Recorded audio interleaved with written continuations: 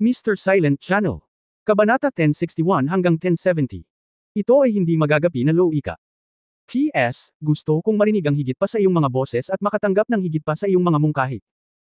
Ngayon maghanap sa pampublikong account ng WeChat na Qdred, at sundan ito para magbigay ng higit pang suporta sa The Reborn God Level Prodigal Son. Tama. Dahil pumayag ka sa presyo, direktang iniunat ni Bei Mingxian ang kanyang kamay, kung gayon ang lihim na libro ay dapat ibigay sa amin. Medyo magulo, medyo magulo. Teka, umpisahan na natin. Sinabi ni Hong Dali at tumingin kay Ling Xiaoye, Sister Xiaoye, tingnan natin sa simula. Medyo nakakalito. Magsimula tayo sa pagkuha ng sikretong librong ito. Nandito na lahat ang mga video, tama. Tumango si Ling Xiaoye, narito na sila, Young Master. Tapos pinatugtog ulit yung video.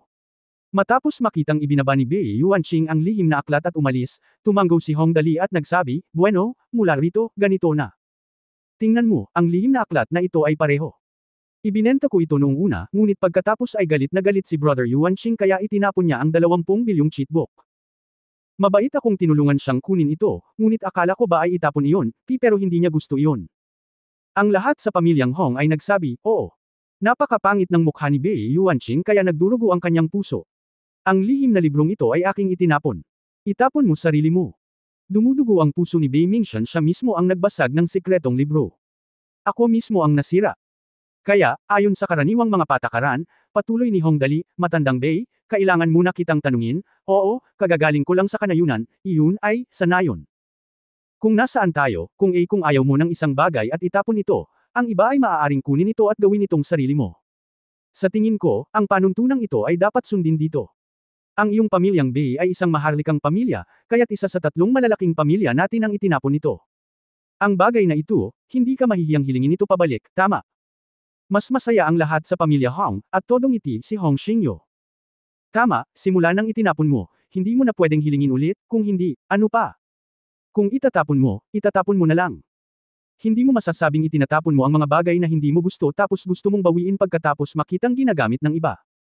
Our Hong family pero hindi ko magagawa ang walang hiyang bagay na ito. Ang lahat sa pamilyang Hong ay nagsabi, oo, hindi ko ito magagawa. Mas pangit ang mga ekspresyon ni Bei Mingxian at Su Yunzhou, at naging berde ang mga bituka ni Bei Yuanqing. Gusto ko sanang saksakin ng ilang beses si Hong Dali para maibsan ang puot sa puso ko, sayang naman itong pamilyang Hong. Kung gusto kong gawin ito, natatakot akong hindi ko magawa. Ang boses ni Bei Mingxian ay parang piniga sa pagitan ng kanyang mga ngipin, oo, wala akong planong bawiin ang sikretong librong ito. Walang pera para mabili ito. Well, pinahahalagahan ko pa rin ito. Tumango si Hong Dali na may kasiyahan. Tumango siya at sinabing, kaya sa ngayon, mayroon ka pa ring mga prinsipyo sa paggawa ng mga bagay. Kahit papaano ang mas mababang limitasyon ay mas mataas ng kaunti kaysa sa naisip ko. Namumula ang mukha ni Bei Mingxian at wala siyang sinabi. Kaya, patuloy ni Hong Dali, dahil sa akin ang aklat na ito, natural ko itong hahawakan. Ipagpatuloy natin ang pagbabasa. Malapit na. Lumingon ang camera. Pagdating nila sa Elixir Pharmacy, kinuha ni Hong Xingyo ang libro. Pumasok si Bei Mingxian, kinuha ang libro at pinunit ito. Sa wakas naisip ko na. Nang makita ito ni Hong Dali, bigla siyang natauhan at napaungol ng malakas, Lolo Zhu. Ito ang lalaki, pinunit niya ang aking lihim na libro, Lolo Zhu, kailangan mong ibigay sa akin na ako ang may huling say. Gusto kong siya ang magbayad. Nagulat ang lahat sa audience. Siyempre, ang mga miyembro ng pamilya Hong ay nakabuka ang kanilang mga bibig, at sina Bei Mingxian, Su Yunzhou at iba pa ay natulala din. Hindi pa ako nakakita ng ganitong walang hiyang tao. Kinuha mo ang isang bagay na hindi gusto ng isang tao, at pagkatapos ay sinira nila ito at talagang hiniling mo sa kanila na bayaran ka para dito. Ngunit muli, kung iisipin mong mabuti, ang loika na ito ay walang talo, tama ba? Kung nakasira ka ng gamit ng iba, dapat pagbayaran mo, di ba? Kaya ayon sa loika na ito, na may katuturan sa lahat ng dako, talagang makatuwiran para sa Hong Dali na hilingin kay Bei Mingxian at Su Yunzhou na magbayad ng kabayaran.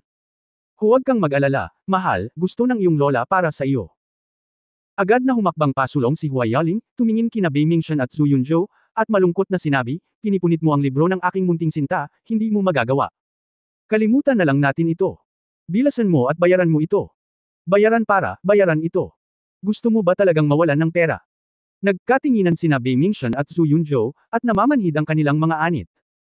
Halatang natakot si Bei Mingxian, kabayaran, magkano ang kabayaran?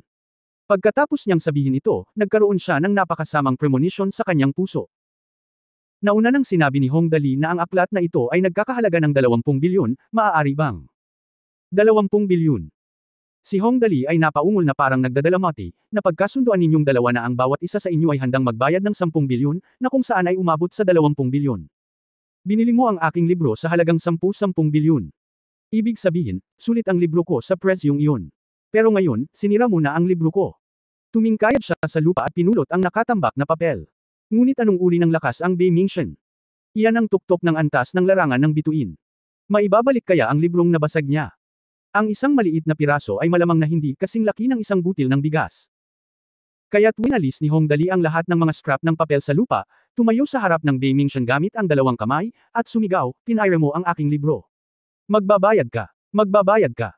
Ito ay simpleng invincible logic. Isang bagzo ng malamig na hangin ang dumiretso sa tuktok ng kanyang ulo. Napaatras ng 3 hakbang si Bei Mingchen at nagmamadaling nagsalita, "Excuse me, ano ang kailangan kong gawin? Ang aklat na ito ay orihinal na akin." Sa sandaling sinabi niya ito, nagpatuloy si Hong Dali, "Pero ayaw mo na. Pinulot ko ito, kaya akin na." Okay, hindi maisip ni Bei Mingchen ang anumang butas sa hindi magagapi na loika ni Hong Dali. Naging balisa siya, "Babayaran kita, ngunit hindi kita mabayaran ng ganoon kalaki. Binili ko ito sa halagang 50 milyon.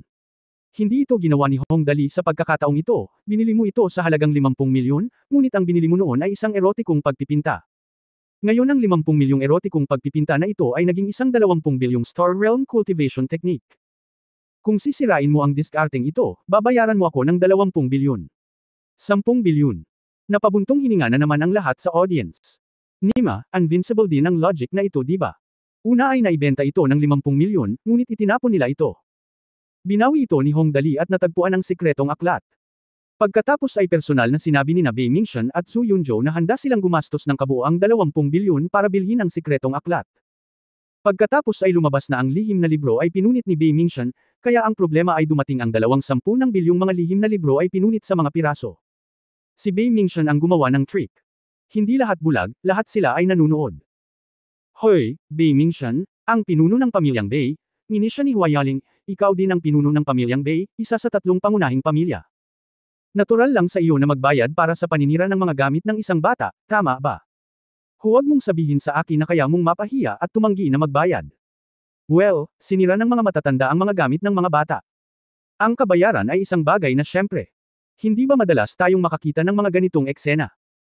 Hindi sinasadyang nabasag ng isang matanda ang isang bagay na pag-aari ng isang bata at agad siyang hinikayat ng pera, huwag kang umiyak, huwag kang umiyak. Bibigyan ka ni uncle ng pera at maaari kang bumili ng isa pang paglalaruan. Ganun pa rin ang eksena ngayon gaya noon. Si Hong Dali ay isang ganap na bata sa harap ng Bei Mingchen, at ang erotikong larawang ito ay talagang kay Hong Dali. Kung pinunit mo ang libro sa sandaling nagkita sila, tiyak na kailangan mong magbayad ng kabayaran. So, magkano ang kabayaran?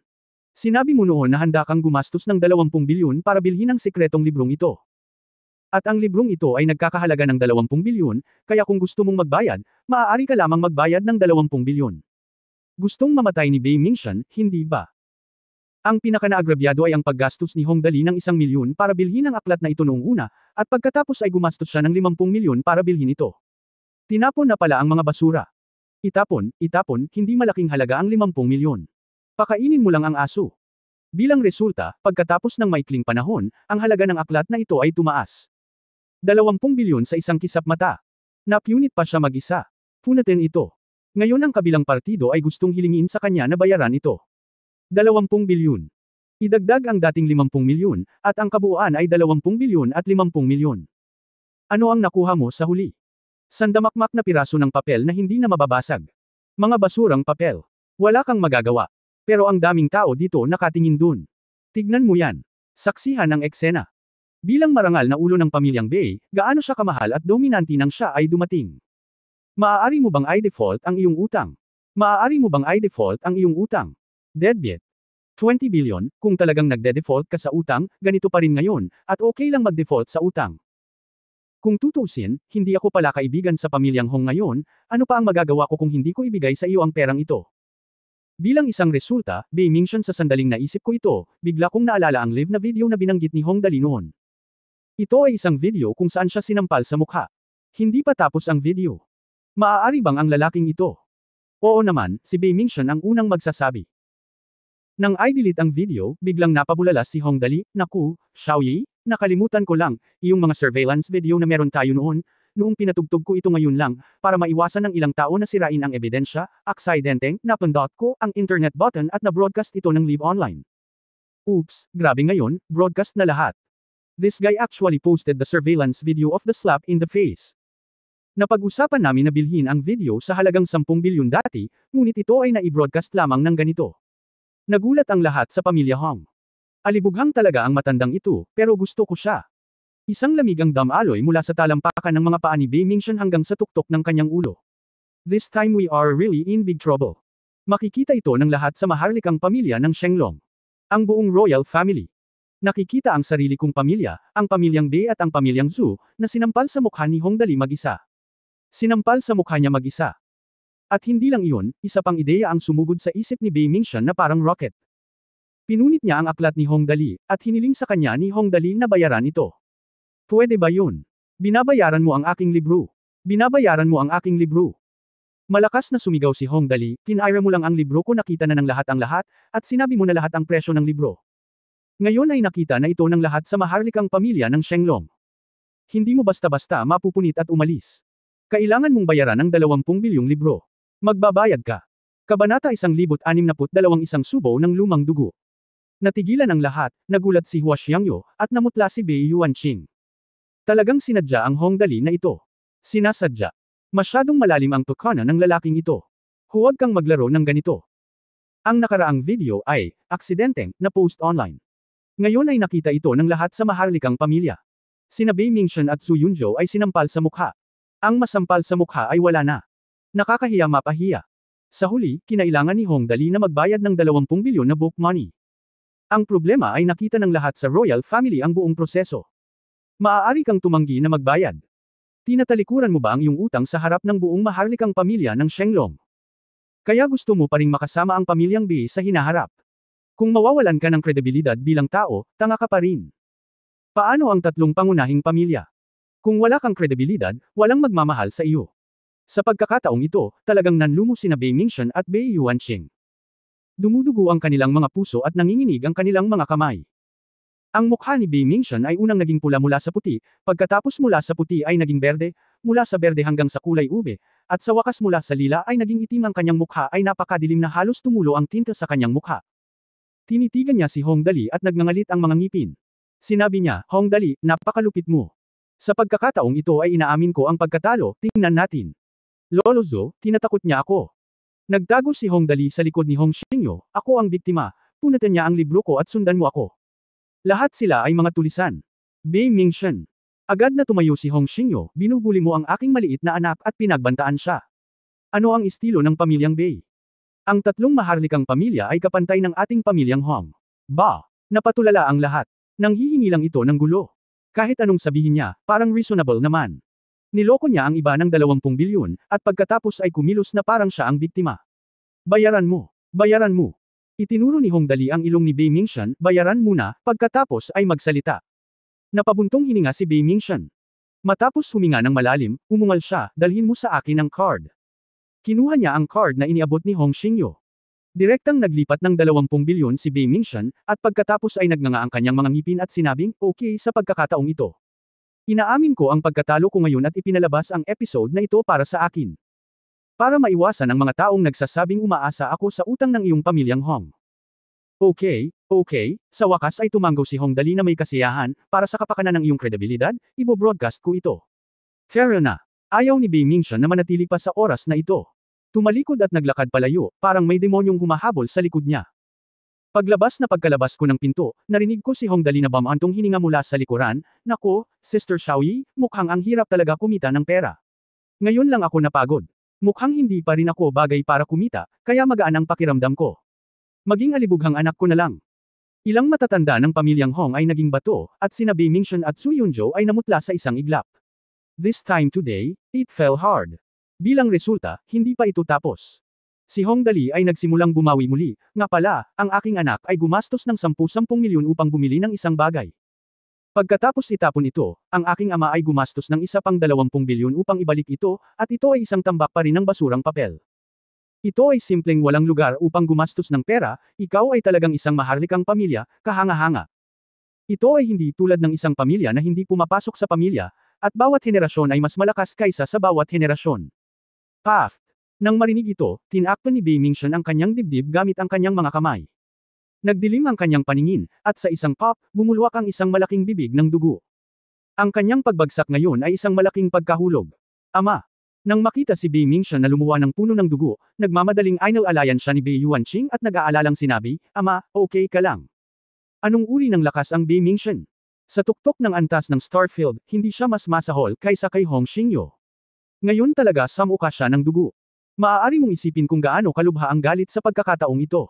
Ayos lang ako. Pinunasan niya ang dugo sa gilid ng kanyang bibig, iniluwa niya ang dugo at bumuti ang pakiramdam sa kanyang dibdib at tiyan. Sa kanyang lakas, mabilis siyang makakabawi, ngunit ang pangunahing punto ay ang bagay na ito ay hindi dapat pabayaang mag-isa. Yuanqing, tandaan mo ito, ang usapin ngayon ay hindi dapat magtapos sa ganito. Talagang. Hong Dali, babalatan ko siya. Nagngangalit din si Bei Yuanqing, napahiya din siya ngayon. Hong Dali, kailangan ko na siyang patayin mula ngayon. Nahihiya ka, hindi ba tayo dapat mahiya? Si Zhu Yunzhou sa gilid ay may malungkot ding mukha, na parabang ito ang pasimula ng isang bagyo. Ang mukha ni Zhu Yunzhou ay mukhang pangit, at ang mukha ni Zhu Ningyo ay lalong sumama. Nakakahiya talaga sila ngayong araw. Nasample ako sa mukha nang dumating ako para putulin ang engagement, at sa wakas ang buong pangyayari ay na-broadcast ng bastard na si Hong Dali. Ito ay ipinalabas. Ganito ang magiging ugali ni Zhu Ningyo sa hinaharap. Ang sinumang makakakita sa kanya, kahit na hindi niya sabihin, ay tiyak na iisipin sa kanyang puso, tingnan mo, hindi ba si Zhu Ningyo iyon? Siya ang dumating upang putulin ang pakikipag-ugnayan at sinampal sa mukha. Oo, sayang, ang taong ito ay kakilakilabot nakakahiya. Naisip niya sa kanyang puso. Sa oras na ito, naglalakad si Zhu Ningyo sa kalye, tinitingnan ng mga tao sa paligid niya, pakiramdam na nakatingin sila sa kanya na may bahagyang naiibang kahulugan. Habang iniisip niya iyon ay lalo siyang nagagalit. Biglang tumayo sa kalye at sumigaw, lahat, umalis ka rito. Umalis ka rito. Huwag mo akong makita. Kung hindi ay papatayin kita. Patayin ka. Sabi niya. Nagsisigawan, lahat ng nasa lansangan ay natigilan. Nang malinaw nilang makita na ito ang panganay na anak na babae ng pamilya Zhu. Lahat tumakas, ang panganay na anak na babae ng pamilya Zhu ay galit. Umalis ka na, lakad ka ng mabilis, iyon ay ang maharlikang pamilya sa mga maharlikang pamilya, hindi mo ito magugulo. Bumangon ka na. Nako, hindi ko alam kung anong nangyari, galit na galit ako, bilasan mo, huwag kang masaktan. Umalis ang mga tao sa isang kisap mata, ngunit hindi natuwa si Zhu Ningyo. Pagkabalik ng mga taong ito, kapag nalaman nilang bigo silang putulin ang engagement, sasampalin sila sa mukha. Paano pa sila magkakaroon ng mukha para makakita ng iba? Okay, Xiaoyu, huminga ng malalim si Zhu Yunzhou, tinapik ang balikat ni Zhu Ningyo, at mahinahong sinabi. Sinabi niya, umuwi ka at magpahinga ng mabuti sa loob ng 2 araw. Sa panahong ito, panatilihing mababa ang profile para hindi maapektuhan ang iyong kalooban. Well, okay, si Zhu Ningyo ay nasa napakababa ng mood, naiintindihan ko, ama. Ang pamilyang Hong. Pagkaalis ni Bei Mingxian at ng iba pa, lahat sa pamilya Hong ay tumingin kay Hong Xingyo, naghihintay na magdesisyon siya. Kayong grupo ng mga idiot. Itinigil ni Hong Xingyo ang tungkod sa kanyang kamay at gumawa ng malakas na kalansing, kami, ang pamilyang Hong, ay inaatake ng ganito. Ano ang iniisip mo? Paano tayo makakapagkompromiso? Walang ideya. Basura. Walang nang ahas na magsalita. Bagamat ang pamilya Bei at ang pamilya Zhu ay dumanas ng malaking kawalan ngayon. Ngunit ginawa ni Hong Dali ang lahat ng iyon. At paano naman sila? Bukod sa pakikipaglaban sa hangin, ano pa ang magagawa mo? Lumabas ka. Umalis ka dito. Nanginginig sa galit ang balbas ni Hong Xingyo, mabubuhay kaya ang pamilya nating Hong sa basurahan mo? Ano ang gagawin natin sa hinaharap? Kapag ang kaaway ay kumakatok sa pinto, bakit hindi na lang natin ipikit ang ating mga mata at hintayin ang kamatayan? Umalis ka. Umalis ka rito.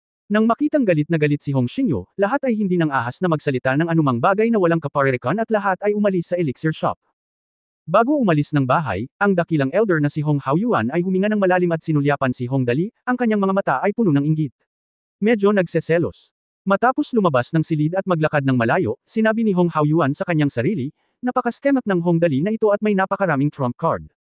Lalo na ang isa kung saan sinasadya niyang itago ang surveillance video, ito ay talagang hindi ka panipaniwala. Mag-ingat. Hindi katakataka na sobrang ingat siya kay Hong Dali. Kung tutusin, gaano man kalakas si Hong Dali, hindi siya katulad niya. Sa performance niya ngayon, sa hinaharap, ang posisyon ng ulo ng pamilyang Hong ay maaaring maipasa sa kanya. Kung ganoon talaga ang kaso, natatakot ako sa lahat ng aking mga nakaraang plano. Hindi maaaring panatilihin. Ganap na hindi pinapayagan na manatili. Makalipas ang 3 buwan, ayos lang kung ang pinuno ng angkan ang nanalo sa digmaang pakikipag-ugnayan sa nagsisisi. Kung matalo siya, ang unang matatanggal ay tiyak na si Hong Dali. Kung tutuusin, may mga layout na mayroon ako noon. Kasama ng tip-off ngayon, sa oras na iyon. Sa tindahan ng elixir, tamad na humiga si Hong Dali sa sofa. Mabigat ang paghinga. Noong una ay wala na siyang maraming health point na natitira, ngunit ngayon ay nag-transform na siya muli, at ngayon ay mayroon na lamang siyang higit sa 30 health point na natitira. Bilang karagdagan, gamit ang pangatlong galaw ng halimaw na lumalaban sa espada, ang 3 katangian ng lakas, liksi at reaksyon ay ibinawas ng 15 puntos, na talagang sapat para sa kanya. Mahal na mahal, mabuti na ba ang pakiramdam mo? Sa pagtingin sa hitsura ni Hong Dali, ang mukha ni Hong Xingyo ay puno ng pagkabalisa. Hindi unlimited ang pagbabago ng Star Knight. Kung hindi ba hindi magagapi kung ito ay pinagsama sa Golden Emperor Gu? Sa makatuwid, sa mga nangungunang lihim na file ng maharlikang pamilya, ang pagbabagong Star Knight ay mayroon ding mga kahinaan, ngunit ang mga kahinaan ay hindi masyadong halata. Sa madaling salita, ang pagbabagong anyo ni Star Knight ay samobra sa kanyang buhay. Habang nakakakuha ng malakas na kapangyarihan, kailangan mo ring magbayad ng isang tiyak na presyo na siyang napakahalagang katangian ng kalusugan. Gayunpaman, ang tradisyonal na pagbabagong Star Knight ay kumokonsumo lamang ng 5 punto ng katangiang pangkalusugan sa bawat pagkakataon, at maaari itong mapunan sa pamamagitan ng pagkain ng mga elixir na nagpapataas ng kalusugan. Kaya kahit alam nila ang kahinaang ito, hindi ito pinansin ni Bei Mingshan at ng iba pa. Pagkatapos ng lahat, ang maharlikang pamilya ay palaging may masaganang mapagkukunan, at ang mga elixir ng kalusugan ay palaging nasa kamay, kaya ang kahinaan na ito ay hindi nauugnay. Ngunit iba ang Hong Dali. Kahit anong elixir ang kunin niya, hindi tataas ang attributes niya. Ito ay medyo nakapanlulumo. Mas mabuti. Pagkatapos ng mahabang paghinga, humiga si Hong Dali sa sofa at nakangiting nagsabi, Lolo Zhu, hindi ko akalain na magkakaroon ng ganito kalaking kaguluhan ngayon, hehe. Dumating na ang panahon. Darating ito, at hindi mo maiiwasan. Hindi ito sineryoso ni Hong Xingyo, at sinabing, ang pamilyang Bei at ang pamilyang Zhu ay palaging gustong palitan ng aming pamilyang Hong. Ngayon, natatakot ako na mayroon na sila. Matagal na itong nakaplano. Ang 3 maharlikang pamilya ay lantaran at palihim na nag-aaway tuwing weekday, lalo na nung umalis si Hong Jun. Ang pamilyang Bei at ang pamilyang Zhu ay palaging gustong hamanin ang katayuan ng pamilyang Hong. Kitang-kita sa napakabilis nilang pagsasama-sama ngayon. Huwag kang matakot. Kabisado ko na talaga ang librong, The True Spirit Sword Manual of the Three Realms. Walang tao ngayon, kaya ipauubaya ko na ito sa iyo, Lolo Zhu. Tumingin si Hong Dali kay Hong Xingyo, puno ng ngiti ang kanyang mga mata. Kabanata 1063, ang tunay na intensyon ni Hong Dali. Ngayon. Nagulat si Hong Xingyo sa una, at pagkatapos ay tuwang-tuwa. Akala niya ay nagsisinungaling si Hong Dali kay Bei Mingshan at sa iba pa nang sabihin niyang may mga backup siya, ngunit hindi niya inaasahan na may mga backup talaga si Hong Dali. Okay. Malakas na tumawa si Huai Yaling, pinipunit ni Bei Mingshan ang lihim na libro noon, at medyo nabalisa ako noong una, ngunit pagkatapos ay naisip ko ito. Sa isip ng aking munting sinta, kailangan kong may backup. Sa pagkakataong ito ay mas madaling hawakan. Pinunit niya ang mga lihim na libro, na wala ang lahat ng pera, at ang video ay na-i-broadcast sa buong mundo. Imposibleng maibalik sa kanila ang Realms 3, manual ng tunay. Ngayon ang lihim na librong ito ay tunay na pagmamayari ng aking pamilyang Hong, Tama siya. Kung hindi pinunit ni Bei Mingshan ang lihim na aklat na ito sa oras na iyon, nais niyang bawiin ito. Si Hong Xingyo ay talagang hindi makahanap ng dahilan para hindi ito ibalik. Pero mas maganda na ngayon. Akala niya ay matigas siya at pinunit ito. Ngayon ito ay katumbas lamang ng pagbibigay ng isang star-level cultivation secret book sa pamilyang Hong. Hindi ko inaasahan, tumawa si Hong Xingyo, sa pagkakataong ito, sinasamantala natin ito. Lolo, hayaan mong isulat ko ngayon ang lahat ng sikreto para sa iyo. Tingnan mo kung gaano kalaki ang magagamit mo. Bagaman si Hong Dali ay nasa isang napakahinang estado, alam din niya na ang oras ay apurahan at hindi mahalaga kung siya ay mahina, ngunit si Lolo Zhu ay hindi maaaring matalo sa kompetisyon sa loob ng 3 buwan. Little darling, ikaw, bakit ka nagmamadali? Magpahinga ka muna. Nang makita ang hitsura ni Hong Dali, nakaramdam ng labis na pagkabalisa si Hong Xingyo. Ang batang ito ay parang walang puso at mahilig gumastos, ngunit sa loob-loob niya, siya ay nagpapanggap na seryoso at nakikilala niya ang seryoso sa seryoso. Walang mali sa akin, hindi mahalaga. Ang pagpapahinga sa ating pangangatawan ay walang silbi. Kaya't agad na isinulat ni Hong Dali ang lahat ng mga lihim pagkatapos suriin ang sistema. Ito ay. Nang makita ang sikretong aklat na isinulat ni Hong Dali, nagkatinginan sina Hong Xingyo at Huai Yaling at parehong nagulat. Lumalabas na ang sikretong aklat na isinulat ni Hong Dali ay hindi gaanong katulad ng nauna. Upang maging tumpak, pagkatapos ng sistematikong pagsusuri, ang lahat ng mga prinsipyo ay mas simple at mas madaling maunawaan, at hindi na malabo gaya ng cultivation plane. Kaya nung nakita ko itong sikretong libro, alam ni Hong Xingyo na sa pagkakataong ito, talagang nakuha niya ang kayamanan. Dapat mong malaman na ang maharlikang pamilya ng Shenglong ay isa pa ring maharlikang pamilya sa mga maharlikang pamilya, at si Hong Xingyo ay nakakuha ng maraming lihim sa cultivation plane noon. Ngunit ang mga wikang iyon ay masyadong magulo, at gusto ko talagang suriin kung ano ang kapakipakinabang sa akin. Gaano kahirap ito? Pagkatapos ng lahat, ang pangunahing enerhiya ng eroplanong ito ay madilim na enerhiya. Ang mga mandirigma ay umaasa sa madilim na enerhiya upang palakasin ang kanilang mga katawan. Iba ang cultivation plane. Ang sistema ng paglilinang doon ay ganap na naiiba mula dito. Magsanay ka ayon sa mga lihim ng eroplano ng paglilinang. Walang makakamit sa pamamagitan ng pagsasanay. Kaya maaari mo lamang ay extract ang mga bahagi na kapakipakinabang sa iyo. Gamitin ito upang palakasin ang iyong sariling pagsasanay. Ngunit ang problema ay nakasalalay sa pagsisikap na kunin ang mga kapakipakinabang. Gaano kahirap ito? Si Hong Xingyo ay nabuhay ng daan-daang taon, ngunit wala siyang nakitang pamamaraan na makapagpapalakas sa Kaio Fist ng pamilya Hong. At ngayon ang isinulat ni Hong Dali. Okay, Lolo Zhu, pag-abot ng nakasulat kay Hong Xingyo, ngumiti si Hong Dali at sinabi, walang problema ang sagot na ito. Good boy.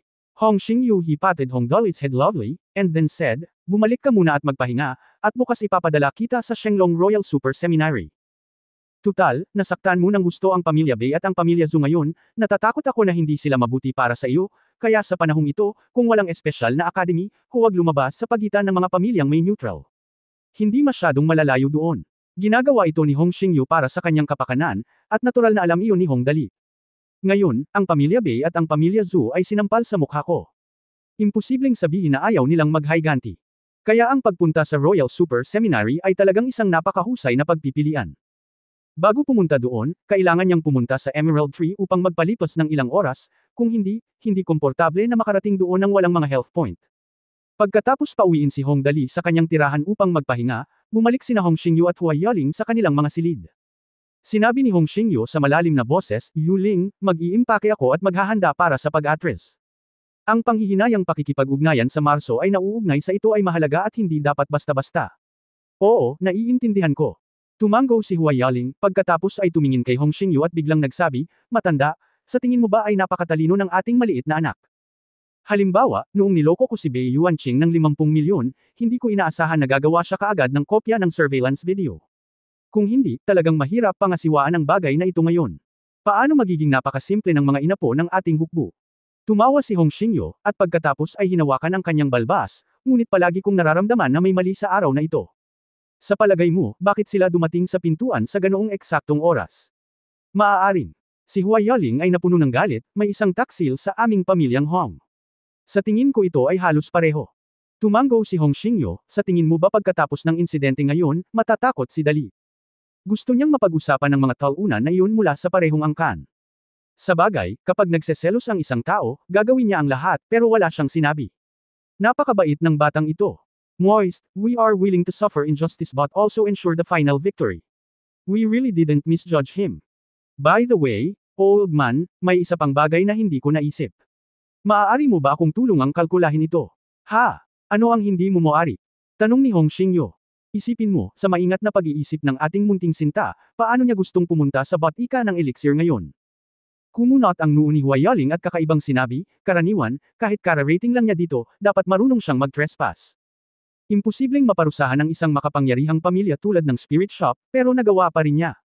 Tamang sabihin na siya ay isang tao na hindi alam kung ano ang mabuti o masama, ngunit halata na hindi siya ganoong tao.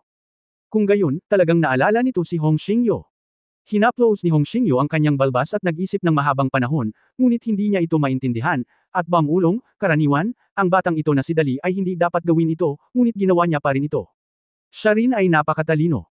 Kahit na siya ay talagang nagugutom, gamit ang kanyang mga kamay napakaraming pera doon. Saan ko ito afford? Bakit ka pumunta sa ilang elixir? Oo, hindi siya kapos sa pera. Biglang lumiwanag ang mga mata ni Huai Yaling nang sabihin niya ito. Tinampal niya ng malakas ang kanyang hita, haha, matanda, naisip ko. Naisip mo na ba? Sabihin mo sa akin Dali. Naging balisa din si Hong Xingyo. Normal lang ang lahat tungkol kay Hong Dali, pero mali ang bagay na ito, kaya sobrang curious din siya kung hindi niya alam ang sagot. Natatakot ako na mahirap magnilay kahit na nagsasanay ako ng paglilinang. Matanda, isipin mo, unti-unti nating pag-aralan. Ang mga mata ni Hua Yaling ay kumislap ng gininto ang liwanag, si Dali ay bago dito, at natural na naiintindihan ng kanyang utak na ang kanyang lakas ay hindi sapat, at ang kanyang mga katangian ay hindi tumataas kahit na kumain siya ng kahit ano, kung gayon sino pa ang mapagkakatiwalaan maliban sa ating dalawa. Siya ay isang bastard, hindi man lang inisip ni Hong Xingyo. Oo. Kaya, kung gusto mong pagbutihin ang lakas ng natalo, ano ang pinakamabilis na paraan? Tanong ulit ni Hua Yaling. Tindahan ng elixir. Naisip ito ni Hong Xingyo sa pagkakataong ito, kung gusto mong pagbutihin ang lakas ng mga talunan, kung gugugol siya ng sarili niyang pera para mangolekta ng elixir mula sa labas, bakit hindi kolektahin ang elixir sa taon ng unggoy? Lumalabas na sa pagkakataong ito ay mas mabuti na. Anyway, may pera siya, alam ko na siya mismo. Mabuti na lang pumunta na lang ako sa elixir shop na ito at kumain na lang kami, at ang elixir shop ay magiging malaking bagay sa iyo. Kakayanin talaga. Oo, yun lang. Ang ekspresyon sa mukha ni Hua Yaling ay labis na nasisiyahan, matanda, ang aming pamilyang Hong ay talagang may maliit na halimaw. Kung saan, sinabi rin ni na Hong Xingyo at Hua Yaling na hindi inaasahan, ang ngayon ay orihinal na itinuturing na isang malaking krisis, ngunit ang huling resulta ay hindi inaasahan. Hindi kalabisan na sabihin na ang pamilya Hong, gayon din si Hong Dali, ay nakakuha ng pinakamalaking benepisyo mula sa krisis na ito. Pinangunahan ni na Bei Mingxian at Su Yunzhou ang iba na mag-imbestiga, umaasang mapahiya ang pamilya Hong. Hindi maganda ang resulta. Si Bei Mingxian, ang pinuno ng pamilyang Bei na halos kapantay ni Hong Xingyu, ay labis na pinigilan ni Hong Dali, ang alibughang anak, na hindi niya maitaas ang kanyang ulo at hindi man lang makapagsalita. Ang pamilyang Zhu na nagsisi sa kanilang pakikipag-ugnayan ay lalong naging miserable. Matindi silang kinutya ni Hong Dali sa publiko, at sa wakas ay gumawa ng deal para pagsisihan ang kanilang engagement. Gayunpaman, hindi nila inaasahan na makakaisip si Hong Dali ng isa pang cultivation technique, at muli siyang naging malupit. Sinampal siya ng malakas sa mukha at na-broadcast ito ng live sa buong mundo. At sa araw ng tunggalian, hindi bababa sa 80% sigurado si Hong Xingyo na mapapanalo ang huling tagumpay. Itong munting sinta natin, sabi ni Hua Yaling sa paghanga, ay talagang may kakayahang gumawa ng mga ulap at ulan gamit ang kanyang mga kamay. Kita nyo, sa isang araw lang ngayon, ang munting sinta ay nakakuha ng top-notch suit helmet. Isang star-level cultivation secret book, at 20 bilyon plus 50 milyon na pondo itong batang lalaki, lahat ng pera para sa isang elixir, haha, nakawin ang lahat ng pera para sa isang elixir. Well, pagkatapos ang lahat ng mga scoundrels. Ang mga katangian ng miyembro ay tumaas. Hinawakan din ni Hong Xingyo ang kanyang balbas at tumawa, saktan ang mukha ng pamilyang Bei, at sinampal din sa mukha ang pamilya Zhu. Isa-isa talaga silang binugbog ng little bastard na ito, lalo na kapag gusto nilang supilan. Hindi mo na kaya, haha. Perpekto lang ang performance ni Hong Dali ngayon, wala man lang kasalanan. Kaya talagang masaya si Hong Xingyo at ang kanyang asawa. Sa pagsilang ni Hong Dali sa pamilyang Hong, malamang na magiging mas madali ang buhay sa hinaharap. Naku, may espiritu si Junior sa langit, natatakot akong matutuwa siya. Tumingin si Hua Yaling sa kisame at bang ulong, Dali, okay. Well, natural lang iyon. Tumango si Hong Xingyo, okay, outrage na ako ngayon. Matandang ginang, bukas ay personal mong ipadala si Dali sa Super Theological Seminary, at sabihin sa instructor doon na protektahan siya, at least huwag ilagay sa panganib ang kanyang buhay. Huwag kang mag-alala, magagawa pa rin ang maliit na bagay na ito. Hindi ito problema para sa akin. Tumango si Hua Yaling. Pagkatapos noon, natahimik siya saglit, at pagkatapos ay bamantong hininga, well, speaking of it, simula noong umalis si Junior, ang pamilya Hong namin ay talagang walang mga henyo sa loob ng maraming taon. Sa ilang magkakasunod na henerasyon, ang pinakamataas ay nasa ika-4 na antas lamang ng Star Territory, at iba pa. Hindi nakakagulat na ang pamilyang Bei at ang pamilyang Zhu ay nang ahas na bigyan kami ng pansin. Oras pa. Hintayin natin matapos ang tunggalian. Mag-iisip tayo ng solusyon. Magpahinga muna tayo. Kabanata 1064, ang Diyos ng mga sampal sa mukha. Sa kabilang banda, ang pamilya Zhu. Lao Zhu, ano ang nararamdaman mo? Nakasandal si Bei Mingxian sa sofa, mukhang hindi masaya. Ang mga pisikal na pinsala ay maaari lamang ituring na mga minor injuries para sa peak powerhouse sa Star Realm. Ang talagang ikinalulungkot niya ay hindi niya maiangat ang kanyang ulo matapos matapakan ni Hong Dali. Pagkatapos ng lahat, siya rin ang pinuno ng pamilyang Bei, isa sa 3 pangunahing pamilya. Maaari siyang tumanggap ng 20 bilyong shenglong na barya, ngunit ang mukha nito ay talagang nagagalit sa kanya. Nako, itong Hong Dali ay talagang hindi simple. Kinaikit ni Zhu Yunzhou ang kanyang mga mata at sinabi sa malalim na boses, orihinal, ang aming mga nakaraang gawain ay masasabing nabigo, at kami ay napahiya na ginawa siyang kahihiyan ni Hong Dali, ngunit sa huli ay nagmungkahi ako ang panghihinayang ng pakikipag-ugnayan ay nagpabalik-balik sa sitwasyon, ngunit hindi ko inaasahan na si Hong Dali ay babalik muli. No wonder sobrang depressed siya. Si Hong Dali ay sinampal sa mukha noon at hindi man lang siya nagkaroon ng pagkakataong lumaban. Sa pagkakataong ito ang operasyon ay masasabing total failure. Sa huli, mapagpa siyang iminungkahi niyang magsisi sa pakikipag-ugnayan, at sa pagkakataong ito, nabaligtad ang sitwasyon. Pagkatapos ng lahat, si Hong Xingyu ay matanda na, ngunit siya ay nasa kanyang kalakasan. Bilang karagdagan, mayroon siyang karanasan sa pagsasama-sama ng mga diskarte sa paglilinang noon, kaya malaki ang tsansa niyang manalo sa isang tunggalian kay Hong Xingyu. Pero ngayon, plano ko na ang hakbang na ito, walang magawa si Zhu Yunzhou nang umiti at umiling, napag-isipan ko na ito noon pa man, kahit na samantalahin natin ang oras ng tama batay sa mga balita mula doon, ngunit kung sakali. Kung sakaling mabaigo ang dati nating plano, dapat mayroong remedyo. Lalo na ayon sa balita mula sa taong iyon, ang pisikal na kalagayan ni Hong Xingyu kamakailan lamang, kaya kung wala ka talagang magandang pagkakataon, kaya kung talagang wala kang magandang pagkakataon. Pinarusahan ng Diyos, sa bandang huli. Oo. Masyado kaming nag-isip at alam namin na kung gusto naming ilipat ang isang malaking puno, kailangan muna naming ilipat ang mga ugat nito. Mapait ding ngumiti si Zuan at sinabing, sa orihinal, noong pinatay mo ang matandang si Hong Xingyu, magagawa namin ang anumang gusto namin sa pamilya Hong. Ngunit ngayon, walang kwentang sabihin ngayon, nag-isip sandali si Zhu Yunzhou at nagsabi, sa kabutihang palad, mayroon pa tayong lihim na paglipat sa pamilyang Hong. Kung gagamitin natin ito ng maayos, maaaring magkaroon ng pagbabago. Ibig mong sabihin, ang taong iyon, hinawakan ni Bei Mingxian ang kanyang baba, maaaring mangyari din ito. Ngunit pagdating ng panahon, ano ang gagawin niya kung manalo ka? Well, naisip ko na ito noon pa, dahan-daang sinabi ni Zhu Yunzhou, iyon ang ibig kong sabihin. Kailangan natin siyang gamitin. Siyempre hindi natin siya pwedeng itago. Ngunit ang pamilya Hong ay may malaking negosyo, at hindi madaling patayin silang lahat. Mas mabuting panatilihin ang isang tao para tulungan kaming kontrolin ang sitwasyon. Tama iyan, naisip ni Bei Mingxian. Matapos mag-isip sandali, tumanggo siya at sinabing, hindi madaling pakitunguhan si Hua Yaling, kaya ayos lang. Oo nga pala, gaano ka katiyak sa tunggalian sa loob ng 3 buwan? 5 puntos ka lang sigurado ngayon. Tiwala si Zhu Yunzhou kay Ye Xiao, napag-aralan ko na ang lihim na aklat ng pagtatanim sa antas ng bituin na nakuha natin noon at nalaman ang ilang kapaki-pakinabang na bagay. Kapag isinama sa lihim na aklat ng Tianwu, ng pamilya Zhu, maaari tayong gumamit ng hindi bababa sa 130 beses ng power amplitude. Ang pinakamataas na limitasyon ng antas ng Hong Kong na, Kyu at Fist 20, ay ang, Kyu at Fist 20 field, ng pamilyang Hong. Teknik, ilang bagay ang kayang intindihin sa loob ng 3 buwan plus ang katawan niya, hehe. Okay. Malakas na tinampal ni Bei Mingxian ang kanyang hita, kung kailangan mo ng kahit ano sa panahong ito, pwede ka. Huwag kang mag-alala, nandito na ang relasyon natin. Tumawa si Zhu Yunzhou, talaga. Kailangan kitang gamitin. Kung mayroon kang anumang mga sekreto, dalhin mo lang ito. Ngayon ay pareho tayong nasa sitwasyon kung saan pareho tayong may problema. Bilang isang estudyante ng Super Seminary, palaging sinasabi ito ni Lin Yifei pagkatapos mag-practice araw-araw. Tingnan ang pinakabagong mga balita online sa pulong. Halimbawa, may excitement kung saan, may nangyari sa school, may giyera kung saan Starfield, may Zerg encounters ulit, etc. Pagkatapos ng lahat, pagkatapos ng pang-araw-araw na pagsasanay, ito ay isang mahusay na paraan upang mapahinga ang iyong mga ugat. Ganoon din ngayon. Pagkatapos niyang mag-practice, sinunod niya ang mga lumang alituntunin at nag-online para tingnan kung may pinakabagong balita. Dahil dito, pagkatapos kong mapanood ito, direkta akong naakit sa isang video na pinamagatang, The War of Three Major Families, Beautiful Slap in the Face. Isang digmaan sa pagitan ng 3 pangunahing pamilya. Ito ay talagang kapana-panabik na balita. Biglang lumiwanag ang mga mata ni Lin Yifei. Ang 3 pangunahing pamilya ay ang 3 nangungunang pamilya sa Shenglong Royal Family, ang Hong Family, ang Bei Family at ang Zhu Family.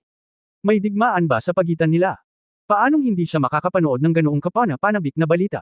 Direktang nag-click si Lin Yifei sa video, higit sa 800,000 hits. Kakalabas lang ng video na ito, tama ba? Mayroong higit sa 3,000 komento. Panuurin, dapat mong panuurin. Hindi nagtagal, pinalabas ng holographic projection ang video na kuhaan ito ng larawan, lalo na ang epekto ng holographic projection system ni Lin Yifei ay napakaganda, walang blur, tila nangyayari ang lahat sa harap ng aking mga mata. Sa sandaling nagsimula siyang manood ng mga resulta, siya ay lubos na nabigla. Ano? Ang pinagmula ng grupong ito ng mga tao. Pagpasok sa tindahan ng elixir ng pamilya at pagkain ng elixir bilang pagkain. Dahil siya ay isang estudyante ng Super Seminary, si Lin Yifei ay natural din na miyembro ng maharlikang pamilya ng Shenglong. Gayunpaman, bagamat ito ay ilang antas na mas malakas kaysa sa mga maharlikang dumi ng bituin, maaari lamang itong ituring na panggitna at mababang uri sa buong maharlikang pamilya. Sa makatuwid, naglalaway din si Lin Yifei sa mga elixir sa Hong Family Spiritual Pharmacy. Madalas marinig ni Lin Yifei ang tindahan ng elixir ng pamilya Hong. Ang lahat ng mga ito ay mga high-grade elixir. Karaniwang gustong bumili ng pamilyang Lin na tinitirhan niya mula sa elixir market ng maharlikang pamilya ng Shenglong. Hindi imposible, ngunit magdudulot din ito ng matinding sakit kapag kumakain mayroong 10-10 milyon o daan-daang milyong elixir sa bawat pagliko. Pagkatapos ng lahat, hindi lahat ay maaaring kumain ng mga ito sa maraming dami. Ngunit ang binatang ito ay hindi lamang kumain nito mismo, kundi pati na rin ang kanyang mga tagasunod. Ang ganyang bagay. Hindi ba masyadong mabangis ang lalaking ito? Lumunok ng mariin si Lin Yifei, paano magiging napakatalino ng ganitong mapag-aksaya na paraan ng pagkain? Sapat na ba ang gamot para talunin siya? Ito ay hindi matitiis. Oo nga naman, hindi lang niya nakitang hindi ito matiis, ngunit nakita rin ng mga elder ng pamilyang Hong na hindi ito matiis, kaya hindi nagtagal, nagpakita ang 3 elder ng pamilya Hong sa Elixir Pharmacy. Gitna. Ang resulta ay ganap na lampas sa imahinasyon ni Lin Yifei. Hindi man lang binigyan ng mukha ng binata ang mga matatanda at nagpatuloy sa pagkain, okay. Sa pagtingin sa mga ekspresyon ng 3 matatanda ng pamilyang Hong, nanlaki ang mga mata ni Lin Yifei, napakagaling ng binatang ito. Hindi nagtagal, lumitaw si Hong Xingyo, at isang dramatikong eksena ang naganap. Ang binata na ito ay hindi lamang kumain, ngunit kinuha din ito sa kanya. Ang presyo ng elixir na kinalkula ng 3 matatanda ay nagulat din kay Lin Yifei, 20 bilyon. Holy crap! 20 bilyon ang elixir, hindi man lang kumurap ang lalaking ito. Sa oras na ito, sa wakas ay nalaman na ni Lin Yifei ang pangalan ng binatang ito Hong Dali. Malinaw na ang video na ito ay nakatadhana upang takutin si Lin Yifei hanggang sa mamatay. Maya-maya, naglabas ng brochure ang binata na nagngangalang Hong Dali. Ang brochure ay medyo hindi mahalata, ngunit nang makita ito ni Lin Yifei nang ang pangkalahatang balangkas. Lihim na aklat sa antas ng Star Realm. Napaupo si Lin Yifei sa lupa dahil sa gulat, ito ay talagang isang Star Realm level cultivation secret book. Ngayong nakuha na ng pamilyang Hong ang lihim na librong ito, ang kanilang lakas ay tataas kasabay ng pagtaas ng tubig. Ang resulta sa oras na ito, lumitaw ang mga tao mula sa pamilya Bei at pamilya Zhu, at ang kasunod na balangkas ay maaaring ilarawan bilang mga twists at turns pagpunit ng mga libro, pagsigaw, pagbabanta, at iba pa. Sa oras na ito, si Hong Dali ay napakaganda din sa lahat ng uri ng pambubugbog. Mukha, sa huli, nag-iisang pinigilan niya ang pamilyang Bei at ang pamilyang Zhu hanggang sa hindi na nila maiangat ang kanilang mga ulo. At ang pinakamahalagang bagay ay si Zhu Ningyo, na orihinal na dumating upang putulin ang pakikipag-ugnayan, ay talagang sinira ni Hong Dali. Bukod dito, matagumpay na naputol ang pakikipag-ugnayan at nangako pa siyang pagsisihan ang pakikipag-ugnayan. Diyos ko, may nangyari talaga ngayon, may malaking nangyari. Napalunok si Lin Yifei, ang pamilya Hong ay lalaban sa pamilya Zhu. Ang pamilya Zhu ng 3 pangunahing pamilya Ziyang Hong nakipagkasundo ang pamilya para pagsisihan ang kasal. Ang ganitong uri ng bagay ay talagang ang unang breaking news sa higit sa 100 taon. Upang pagsisihan ang pakikipag-ugnayan at labanan, ito ay tiyak na isang walang katapusang ritmo. At nang natulala si Lin Yifei, mas dramatic ang sumusunod na plot. Una, kinuha ni Hong Dali ang video. Agad namang natigilan ang pamilya Bei at ang pamilya Zhu. Hindi napigilan ni Lin Yifei ang tumango. Matapos mailabas ang video na ito, ang pamilyang Bei at ang pamilyang Zhu ay ganap na nadisgrasya. Hindi nakakagulat na nagbid sila ng 10 bilyon. Sandali lang. Maghintay. Biglang bumulala si Lin Yifei, nag-alok sila ng 10 bilyon, ngunit ang video na ito ay inilabas pa rin. Hindi ba ibig sabihin? Napabuntong hininga si Lin Yifei nang makita niya ang susunod na plot. Ginamit talaga ni Hong Dali ang punit-punit na sikretong libro para dein ang mga pamilyang Bei at Zhu para sa isa pang 20 bilyon. 20 bilyon. Ang buong ari-arian ng pamilya Lin kung saan nakatira si Lin Yifei ay wala pang 1% ng perang ito. Alam mo, may malaking pagkakaiba ang Royal Family at Royal Family. Ang Shenglong Royal Family ay ang kolektibong pangalan para sa mga aborigine ng Shenglong Star. Nabibilang sila sa tuktok ng buong Shenglong Star Realm. Ngunit kung tutusin, may mga antas pa rin ng pagkakaiba sa pagitan ng mga nagsisilbing opisyal at ng mga nagsisilbing opisyal. Para silang mga opisyal ng Beijing. Mas mataas ang mga ito sa ilang antas kapag bumaba sila sa lokal na antas, ngunit mayroon ding iba't ibang antas sa pagitan ng mga opisyal ng Beijing at mga opisyal ng Beijing. Sa kasamaang palad, si Lin Yifei ay kabilang sa lower middle class sa mga opisyal sa kabisera. Ang kabuuang asset ng kanyang pamilya ay mga 2 hanggang 300 milyon lamang. Bilang resulta, casual na dinaya ni Hong Dali ang pamilyang Bei na may 200 bilyon. Tulad nito ang mga astronomical figure, ang taong ito ay hindi itinuturing na pera ang pera. Nakakamangha. Matapos panoorin ang buong video, laking gulat ni Lin Yifei na nanginig ang kanyang buong katawan, ang Hong Dali na ito ay parang Diyos kapag siya ay sinampal sa mukha. Holy shit, napakagaling niya. Napakadominant niya. No wonder, laking gulat niya. Ang pamilyang Bei at ang pamilyang Lin ay kasing sikat ng pamilyang Hong. Gayunpaman, sa harap ng Hong Dali, ganap nilang hindi nagamit ang kanilang lakas. Sinampal sila sa mukha ng one-sidedly. Matapos mapanood ang lahat ng mga video, nagmamadaling binasa ni Lin Yifei ang mga komento sa ibaba. Agad siyang natuwa nang makita niya ito. Ang Hong Dali na ito ay simpleng Diyos ng mga sampal sa mukha. Siya ay napakahusay at walang talo. Hindi, mayroon pa rin ako nito. Hindi pa ako nakakita ng ganitong kahangahangang tao. Ang pamilyang Bei at ang pamilyang Zhu ay matatalo lang sa harap niya. Galing. Mga idolo, talagang mga idolo. Gaano karaming pera ang maaari mong kumita? Daan-daang bilyon, maaari kang makakuha ng 20 bilyon sa isang kisap mata, walang talo.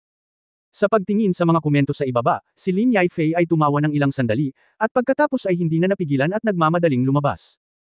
Malaking kaganapan. Malaking kaganapan. Ang digmaan sa pagitan ng tatlong malalaking pamilya, isang magandang sampalan sa mukha. Kabanata 1065 Scam. Sigaw ni Lin Yifei, at lahat ng estudyanteng nagpapahinga sa dormitoryo ng Super Theological Seminary ay ginaisang niya. Isa-isa silang lumabas at nagtanong, ano ang nangyayari? Ano ang tatlong pangunahing pamilya at ano ang ginagawa nilang sampalan sa mukha? Anong nangyayari? Huwag ka nang magtanong, tingnan mo lang. Si Lin Yifei ay nalilito sa dormitoryo, sa internet, mayroong isang bagong Hong Dali, na parang isang sampal sa mukha. Malalaman mo ang lahat kung pupunta ka at titingnan. Ang pamilyang Hong. Ang pamilyang Hong ng tatlong pangunahing pamilya. Hong Dali, Diyos ng mga sampal sa mukha. Nang marinig nila ito, lahat ng estudyante ay tuwang-tuwa at nagmamadaling bumalik sa dormitoryo para i-on ang computer. Pagkaraan ng ilang sandali, nagsimulang matuwa ang buong gusali ng dormitoryo ng mga mag-aaral.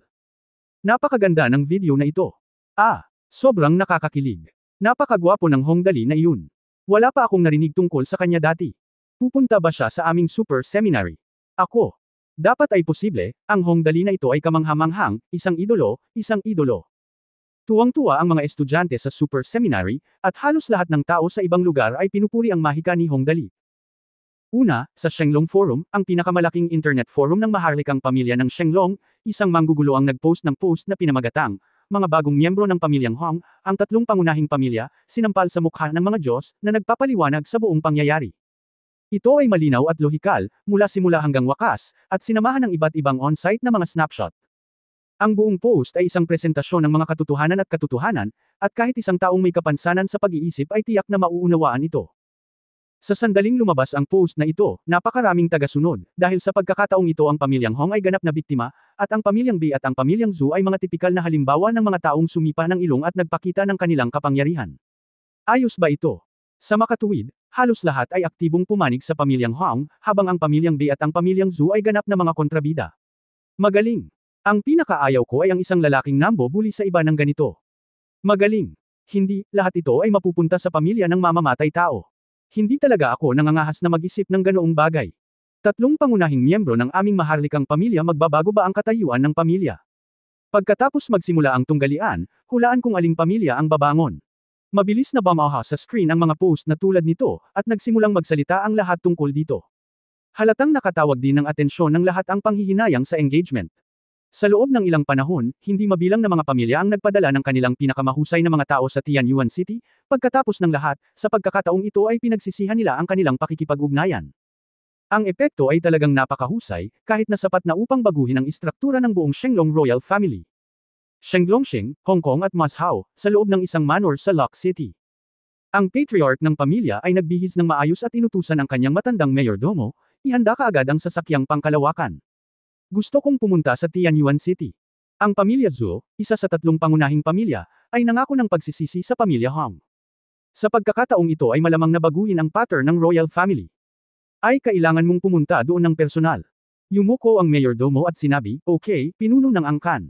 Nakaon. Sa kabilang panig, kabilang sa 18 mayayamang pamilya sa maharlikang pamilya ng Shenglong, lahat ng mga patriarka ay naruroon. Ay pak ito ng mabilis hanggat maaari. Maghanda sa pag-alis patungong Tianyuan City. Guro, sa pagkakataong ito ay napakalaki ng usapin, kailangan mong pumila pagdating mo doon. Kung mali ang iyong pagpili sa oras na ito. Ang asawa ng isang patriarka ay nagsasabi sa kanyang asawa na lalabas na, huwag kang mabalisa. Naiintindihan ko, huwag kang mag-alala. Tinapik ng patriarka ang kamay ng kanyang asawa at sinabing, kapag tungkol sa kaunlaran o paghina ng ating pamilya, hindi ako gagawa ng padalos-dalos na desisyon. Maghintay sa mabuting balita. Well, sige. Sige. Tumanggo ang asawa. Ang ganitong eksena ay nangyayari halos bawat sandali. Hindi mabilang na mga patriarch ng pamilya at hindi mabilang na mayayamang elit ang lahat ay gustong pumunta sa Tianyuan City. Ngunit sa oras na ito, ang aming alibughang anak na si Hong Dali ay nakapatong ang kanyang ulo sa kondongan ni Lin Yifei at umuungol sa hindi komportable. Ang pagbabagong Starry Sky Knight sa pagkakataong ito ay ang pinaka hindi komportable, at least nasa kanya pa rin ang lahat ng natitirang enerhiya sa mga nakaraang pagbabago. Siya ay may 89 puntos sa kalusugan, ngunit sa pagkakataong ito siya ay nasa unang bahagi ng 30, nakatumbas ng pagiging mas mahina kaysa noong una siyang naglakbay dito. Hindi komportable na maging alibughang, si Hongdali ay nahihirapang umakyat at sinabing, Tara, lumabas tayo at aliberga. Ang alibughang ito ay nakapagpapanumbalik ng kanyang kalusugan. Alam ito ng lahat, at agad na tumayo ang lahat. Tumango, okay. Pagkatapos ay nag-impake na siya at naghanda para lumabas. Paglabas niya, nakita niya si Hua Xiangyo na naghihintay sa pintuan. Sa sandaling nakita niya siya, kahit si Tang Moxon ay hindi napigil ang ngumiti at itinaas ang kanyang kilay, Pabiro, Sister Xiangyu, napakaganda ng suot mo, gusto mo bang makipag-date? Sa oras na ito, hinubad ni Hua Xiangyu ang kanyang Starry Sky Wing suit at nagsuot ng light yellow suit. Ang liwanag na kulay ay ginawa siyang mas inosente at girlish, na nagpapakita ng kanyang mga balingkinitang binti. Lubhang kapansin-pansin. Sa mahahabang binti, magandang balakang, at bagong nabuong maliliit na suso, tumayo si Hua Xiangyo sa harap ni Tang Moxon. Para silang magkapatid, at lahat ay natigilan. Matapos pakinggan ang mga salita ni Tang Moxon, namula si Hua Xiangyo at medyo nahihiya na sinabi, pinagtatawanan ako ni Sister Jingxon. Pumunta ako dito para tingnan kung bumuti na ba ang pakiramdam ni Brother Dali. Ayon sa mga tala, mawawalan ng kalusugan ang Starry Sky Knight kapag nagbago na siya. Sa sandaling sinabi niya ito, nagulat siya at nag-aalalang sinabi, Brother Dali, bakit ang sama ng tingin mo? Hindi ba komportable pagkatapos ng pagbabagong anyo? Pagkatapos ay kinuha niya ang kanyang salamin at isinuot iyon, at agad na nabigla. Natigilan, ang halaga ng kalusugan ay 34. Paano ito mangyayari? Ayos lang, walang seryoso. Samandal si Hongdali kay Tang Moxon at napabuntong hininga, mas mabuting lumabas at gumastos ng pera. Ganyan ka na at may balak kang sirain ang pamilya mo. Sinabi ni Hua Xiangyo na may pag-aalala sa kanyang mukha, hindi, kung uminom ka ng elixir, hindi bubuti ang iyong kalusugan. Tatanungin ko kaagad ang pinakamahusay na doktor. Baka makatulong ako. Siya talagang balisa siya, ngunit ang iba ay hindi masyadong nakaramdam gayon paman, hanggat hindi pa patay ang young master, mabilis na makakabawi ang alibughang pamilya. Kaya't ang ikinababahala ng lahat ay hindi ito, ngunit kung makakahanap pa ba sila ng lugar upang mawala ang kanilang pera ng huli. Sister Xiangyo, sabi ni Hua Xiangyo, walang silbi na tumawag ng doktor. Nakakamangha na mapapagaling mo ang iyong pamilya sa paggastos ng malaking pera. Kaya ang susi ngayon, saan ang magandang lugar para gumastos ng pera? Ang Emerald Tree ay gagawin. Hongdali snorted, ang pagsusugal ay ang pinakamasaya. Pumunta ka na lang doon. Ito ay bukas pa rin sa oras na ito. Tama. Ito ang unang pagkakataon na nakarinig ako ng ganitong mahiwagang bagay. Ngunit nang makitang ang mga ekspresyon ng lahat ay hindi mukhang peke, agad na tumanggaw si Hua Xiangyo, bukas pa rin doon, buong araw. Mabuti yun, pagkatapos ay umalis na tayo. Sinampal siya ni Hongdali. Pinitik niya ang kanyang mga daliri, bilis, mahalagang gumastos ng pera. Nabalitaan ko lang na ang oras ay apurahan at mahalaga ang pagnenegosyo, ngunit ito ang unang pagkakataon na narinig ko na mahalagang gumastos ng pera. Gabi na noon, at mainit na sumisikat ang araw sa kanyang katawan, ngunit ngunit medyo ginaw ang pakiramdam ko. Ha! Pagkatapos huminga ng mahina, umiling si Hongdali at sinabing, hindi komportable na magkaroon ng mas kaunting kalusugan. Naglakad ang lahat patungo sa boss sa manor, at nakilala ang maraming miyembro ng pamilya sa daan. Matapos makita si Hongdali, nanlaki ang mga mata ng mga batang disipulo sa galit. Nang makita nilang sinusundan siya ni Hua Xiangyo, lahat sila ay naging sobrang seloso na ekspresyon. Walang paraan, si Hua Xiangyu ay ang pinakamahusay sa pamilyang Hong sa mga tuntunin ng hitsura at talento, ang pinakanakakasilaw na perlas ng mga nakababatang henerasyon, wala man lang suspense. Marami sa mga disipulo ang hamina ng kanilang mga boses at nagsalita, si Hongdali ito. Tingnan mo ang kanyang bearish na hitsura. Talagang nagagalit ka sa pagtingin mo lang sa kanya. Kung hindi dahil sa kanya, paano tatanggapin ng pinuno ng angkan ang pangako ng pagsisisi? Tama, kung sakali. Kapag natalo ang patriarch, mapapahamak ang pamilya Hong. Scum. Mabangis na tumalikod si Tang Moxon, at pagkatapos ay galit na sinabi, kung hindi dahil sa iyo, hindi masasabi ng pamilyang Hong kung ano sila ngayon. Buti na lang, nakalimutan ko sa isang kisap mata. Natakot ako sa mga tao mula sa pamilyang Bei at sa pamilyang Zhu at hindi ako nang ahas na magsabi ng kahit ano. Normal lang, walang pakialam nang umiti si Hongdali at sinabing, larawan ng tao iyon. Mas madaling magtago ng sama ng loob kaysa alalahanin ito. Kung napakabuti mo sa kanya, madali para sa kanya nakalimutan ito habang buhay, lalo na kapag nagseselos siya. Kahit anong gawin mo, hindi ka nila magugustuhan. Nagningning ang mga mata ni Hua Xiangyo nang marinig niya ang mga salita ni Hongdali. Bakit laging makatuwiran ang sinasabi ni Kuya Dali? Ang mga pangkaraniwang tao na ito ay talagang katulad ng sinabi ni Kuya Dali. Hindi nila naaalala ang mga magagandang bagay, ngunit mahirap kalimutan ang mga masasamang bagay. Hindi pinapansin ang mga mukha ng mga boring na taong ito sa pamilya. Sumakay si Hong Dali at ang kanyang grupo sa bus at dumiretso pagkaalis ng Hong Family Manor. Mabilis kaming nakarating sa aming destinasyon. Bilang resulta, pagkababa nila sa kotse, hindi mabilang na mga tao ang tumingin sa direksyon ni Hong Dali, at habang nakatingin sa kanila, bumulong sila. Isang tao ang nagsabi, tingnan mo, ito ay si Hong Dali mula sa pamilyang Hong. Siya ay sikat ngayon. Isang ganap na tao ng oras. Tanong ng isa pang tao na nagtataka, paano siya naging sikat? Sabihin mo sa akin, malabo kong narinig na may malaking nangyari ngayon, ngunit hindi ko alam ang mga detalye. Sabihin mo sa akin. Lumapit ang ikatlong tao at sinabing, anong malaking bagay? Narinig ko, ang unang tao ay nagsimulang magsalita, dahil ang patriarch ng pamilya Hong, si Mr. Hong Xingyu, ay matanda na, ang pamilyang Bei at ang iba pang tatlong pangunahing pamilya ng Shenglong ay ang pamilyang Zhu ay matagal nang naiinggit sa kanilang posisyon, ngunit ngayon ay nakahanap sila ng dahilan para tawagan sila. Totoo ba? Ganon ba sila katapang? Ang pangalawang tao ay bumulalas. Pagkatapos, ano ang susunod na mangyayari? Iyan ay kahanga-hanga. Tuwang-tuwang sinabi ng unang tao, gumamit ang Hong Dali na ito ng libro ng erotikong mga larawan para dayain si Bei Yuanqing, ang unang henyo ng pamilyang Bei, sa halagang 50 milyon. Ginamit ito ng ulo ng pamilyang Bei bilang dahilan para kumatok sa pinto. Pagsisisihan ng pamilya Zhou ang kanilang kasal. Kabanata 1066, isang malaking bagay. Pagsisihan mo ang iyong kasal. Ikinalulungkot mo ang iyong kasal sa publiko. Matapos marinig ang sinabi ng lalaki, maraming tao sa paligid niya ang nagulat kaagad, iyon ang ritmo ng isang kumpletong paghihiwalay, at pagkatapos ay ano? Pagkatapos ay kahanga-hanga, itong Hong Dali, sinampal siya sa mukha ang tinatawag na sarap, ubo-ubo. Ang unang tao ay halatang nadama na ang salitang ito ay hindi nararapat, at binago ang kanyang mga salita, gumamit ng ebidensya ang Hong Dali na ito, nagpresenta ng mga katotohanan at nangatuwiran, at nagpahiya sa pamilya Bei at pamilya Zhou. Sa huli, siya talaga. Napakahusay na pilitin ng pinuno ng pamilya Zhou na magmungkahi ng kasunduan sa kasal. Oh my God! Ang pangalawa at pangatlong tao ay sabay-sabay na bumulalas, kung gayon ang pamilya Hong ay hindi pa tapos. Mahirap sabihin, umiling ang unang tao, ang bagay na ito ay nagdulot ng maraming kaguluhan sa lungsod. Hindi ko alam kung gaano karaming tao ang nakarinig tungkol dito. Ngayon ay pinag-uusapan ng lahat ang tungkol sa tunggalian sa loob ng 3 buwan. Ngunit, alam ko na nakuha ni Mr. Hong ang Star Realm Level Cultivation Secret Book. Napakalakas ng Star Realm Level Cultivation Secret Book na ito. Nakikinig sa talakayan sa paligid niya, bahagyang kumunat ang noo ni Hua Xiangyo. Ang mga taong ito ay napakaraming kaalaman, at ito ay naging kilala sa buong lungsod ng napakabilis. Hindi ko alam kung ito ay mabuti o masama. Huwag kang mag-alala sa mga nakakainip na bagay na ito, tumawa ng malakas si Hong Dali, napakahalaga ng susunod nating gagawin. Simple lang, gumastos ka lang, hahaha. Nang marinig ang mga salita ni Hong Dali, nagkatinginan ng lahat at nakangiting tumango mukhang nagsasaya na naman sila. Kung magagalit si Hong Dali, tiyak na walang makakain na prutas. Pagpasok sa Emerald Tree at dumiretso sa ika-30 palapag, ang pagsusugal ay isang magandang proyekto. Kung tutuusin, ang bagay na ito ay itinuturing na isang basura, kaya ano pa ang masasabi? Magsusugal lang ng desidido. Kaka-rating lang sa ika-30 palapag. Ang waitress na responsable sa paghahanap kay Hong Dali ay lumapit sa kanya ng nakangiti at sinabing, Master Hong Dali. Ano ang maipaglilingkod ko sa iyo?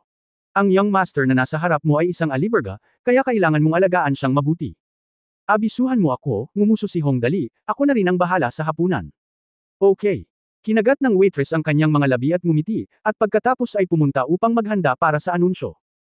Hindi nagtagal, ang kanyang malambot na boses ay nagmula sa loudspeaker sa buong Emerald Tree, mga minamahal na customer, ang mall na ito ay nakatanggap lang ng magandang balita. Iniimbitahan ka ni Master Hong Dali sa hapunan, at lahat ng gastos ay binabayaran. Kung magbabayad siya, maaari kang pumunta sa mga restoran sa una at ikalawang palapag sa ilalim ng lupa ng may kumpiyansa. Sa sandaling ginawa ang anunsyo na ito, ang buong Emerald Tree ay biglang naging excited muli. Ang sobrang alibughang anak na iyon ay muling magpapakain sa lahat ng hapunan. Bilasan mo, may hapunan kami para sa iyo, bilasan mo, walang lugar kung huli ka. Hahaha, nakakatuwa talaga itong Hong Dali na ito. Napakaraming pera at walang paggastos. Gusto ko. Hindi. Pumunta ka dali. Kung huli ka, magdurusa ka ng gusto. Nakaisip si Baobet ng isang Starry Sky Wings helmet. Ito ay isang nangungunang kalidad na produkto na nabili ng hindi bababa sa ilang daang milyon. Ipinadala niya ito sa talentadong babae na si Hua Xiangyo. Magkano ang halaga ng pagkain kung hindi mo ito pupuntahan? Pagsisisihan mo kung hindi mo pinanood. Damn it, right? Hindi ba't si Hua Xiangyo, ang unang henyo ng pamilya Hua, ay gagawin ito ngayon din? Huli na at hindi ko na makita si Mao. Kaya, hindi mabilang na mga tao ang unang tumakbo pababa, pagkatapos ay bumalik sa kalahati, at lahat ay nagsimulang tumakbo patungo sa ika-30 palapag. Ang alibughang si Hong Dali ay gustong sumugal muli. Ang ganitong eksena ay hindi isang bagay na makikita mo anumang oras, kaya magpatuloy ng tiyak. Kaya, nang sumugod ang mga tao sa ika-30 palapag, nagulat silang lahat. Sa oras na ito, ang buong ika-30 palapag ay abala sa mga ulo. Imposibleng makalimutan sa isang sulyap. Marahil ay may libu-libong tao, lahat ay nagtipon dito, naghihintay na makitang magsusugal si Hong Dali. Well, habang nakatingin sa napakalaking grupo ng mga tao sa paligid niya, sumanggot ng kasiyahan si Hong Dali, nakakatuwa ang ganyang eksena. Hehe, maglaro tayo ng malaking laro ngayon. Matagal-tagal na rin bago tayo gumastos ng maayos. Medyo maliit ang umagang ito. Sobrang gulo. Paglalaro sa malaki, dahil sinabi ni Hong Dali na nakikipaglaro sa malaki, tiyak na ibig niyang sabihin ay paglalaro sa malaki. Sa mahabang panahon na kasama si Hong Dali, alam ng lahat na mayroon siyang ganoong katangian. Sa tuwing ligtas siya, napakawalang puso niya at walang iniisip. Siya ay isang masayang talunan araw-araw. Pero kung may mangyari, o may nananakot sa kanya o sa kanyang mga kamag-anak at kaibigan, mag-i-online agad ang kanyang IQ, at pagkatapos ay napakamalas ng kalaban. Sa oras na ito rin ang panahon kung saan ang Hong Dali ay nagsasaya. Okay, Dali, sinusuportahan kita. Matangkad ng umiti si Tang Moxon at tumango ng nakangiti. Siya ay lubos na sumusuporta kay Hong Dali. Kuya Dali, paano mo balak maglaro? Ipinahayag din ni Hua Xiangyu ang kanyang pagkamausisa. Ano ang plano ng mahiwagang makapangyarihang kapatid na ito sa pagkakataong ito? Kaya ba niyang lutisin ang kasalukuyang krisis? Malalaman mo na agad. Pinitik ni Hong Dali ang kanyang mga daliri at sinabing, Sister Xiaoyi, pakitanong muna sa akin kung maaari akong pumirma ng bill para sa pagbili ng mga bagay dito. At bukod dito, saan pa ako maaaring pumirma? Saan ako makakapagsugal? Siya nga pala, tulungan mo akong magtanong kung mayroong isang malaking gymnasium o martial arts arena sa Tianyuan City na kayang tumanggap ng libu-libo o daan-daang tao. Okay, young master. Nakangiting sumang-ayon si Ling Xiaoyi at nagtanong. Hindi nagtagal, binati niya ang lahat at bumalik para magulat, Young Master, hindi ka pinapayagang lumagda sa panukalang batas sa orihinal, ngunit dahil ang Young Master ay mula sa pamilyang Hong, ito ay exception. Bukod dito, may 15 shopping mall sa Tianyuan City maaari mong isugaw ito. Mayroong malakihang martial arts arena sa sentro ng lungsod, na kung saan ay ang kompetisyon ng martial arts para sa taunang martial arts sa gitna ng lungsod, na kung saan mga pamilya sa lungsod ang ibig sabihin ng Young Master ay. Haha, madaling pumirma ng kontrata. Kahit na may tiwala siya, tumango si Hong Dali ng may kasiyahan, hayaan mong sabihin ko sa lahat, hindi ako magsusugal ngayon. Sa loob ng 3 araw, tataya ako sa martial arts field sa sentro ng lungsod. Tataya ako sa lahat ng bagay na ito sa Tianyuan City. Lahat ng kagamitan sa pagsusugal sa 16 na shopping mall. Natigilan si Hua Xiangyu nang marinig niya ang mga salita ni Hong Dali. Ibinuka niya ang kanyang pink na bibig at hindi nagsalita ng matagal. Pagsusugal, o gusto mo bang sumugal sa mga kagamitan sa pagsusugal mula sa lahat ng 16 na malalaking shopping mall sa Tianyuan City? Diyos ko, gaano karaming kagamitan ang kailangang gamitin sa pagsusugal. Sure enough, lahat ng taong nanonood sa excitement ay natigilan nang marinig nila ito. Mga kagamitan sa pagsusugal mula sa lahat ng 16 na shopping mall sa Tianyuan City. Natatakot ako na hindi pa nagkaroon ng ganoong engranding kilos sa buong kasaysayan ng Shenlong Star Realm, tama ba? Magkano ang halaga nito? 2 bilyon. 3 bilyon. Alam mo, ang Shenlong coins ay hindi low-level Galaxy coins. Ang ratio ng Galaxy coins sa Star Domain coins ay 1:5, at ang ratio sa Shenlong coins ay 1:10,000. Napakalaking bagay, hindi banggitin ang ordinaryong pamilya ng Shenlong, kahit na ang 3 malalaking pamilya ay hindi madaling kayang bayaran ito. Pagkatapos ng lahat, ang pagsusugal ay nagsasangkot ng malaking pagkalugi, at madalas mong nawawala ang lahat ng iyong pera kapag nagsusugal. Ang mga alibughang tao lamang na may kaunting ekstrang pera ang handang gawin ito, at mas maraming tao ang mas gustong pumunta sa mga auction house para bumili ng mga handana. Kahit na mas mahal ang mga auction house, mas maaasahan sila, di ba? Diyos ko, ang Hong Dali na ito ay talagang mapagbigay na tao. Halika at tingnan pagdating ng panahon. Ayan, dapat puntahan mo na. Hehe. Dahil napagdesisyonan na ang oras at lugar, mag-dinner muna tayo. Gabi na, walang puwang. Oo, bilasan mo. Kaya lang, isang malaking grupo ng mga tao ang sumugod sa una at ikalawang palapag sa ilalim ng lupa, at sila ay nawala sa isang kisap mata. Phew, ang sarap talaga ng feeling ng pagiging aliberga. Nakahinga ng maluwag si Hong Dali. Ang pakiramdam na ito ng dahan-daang pagpapabuti ng kalusugan ay talagang mahusay. Kapag hindi malusog ang mga tao, mauunawaan lamang nila ang kahalagahan ng kalusugan. Si Hong Dali ay nahihirapang maglakad noon, ngunit ngayon ay dumadagsa na ang lahat sa mga shopping mall restaurant para kumain.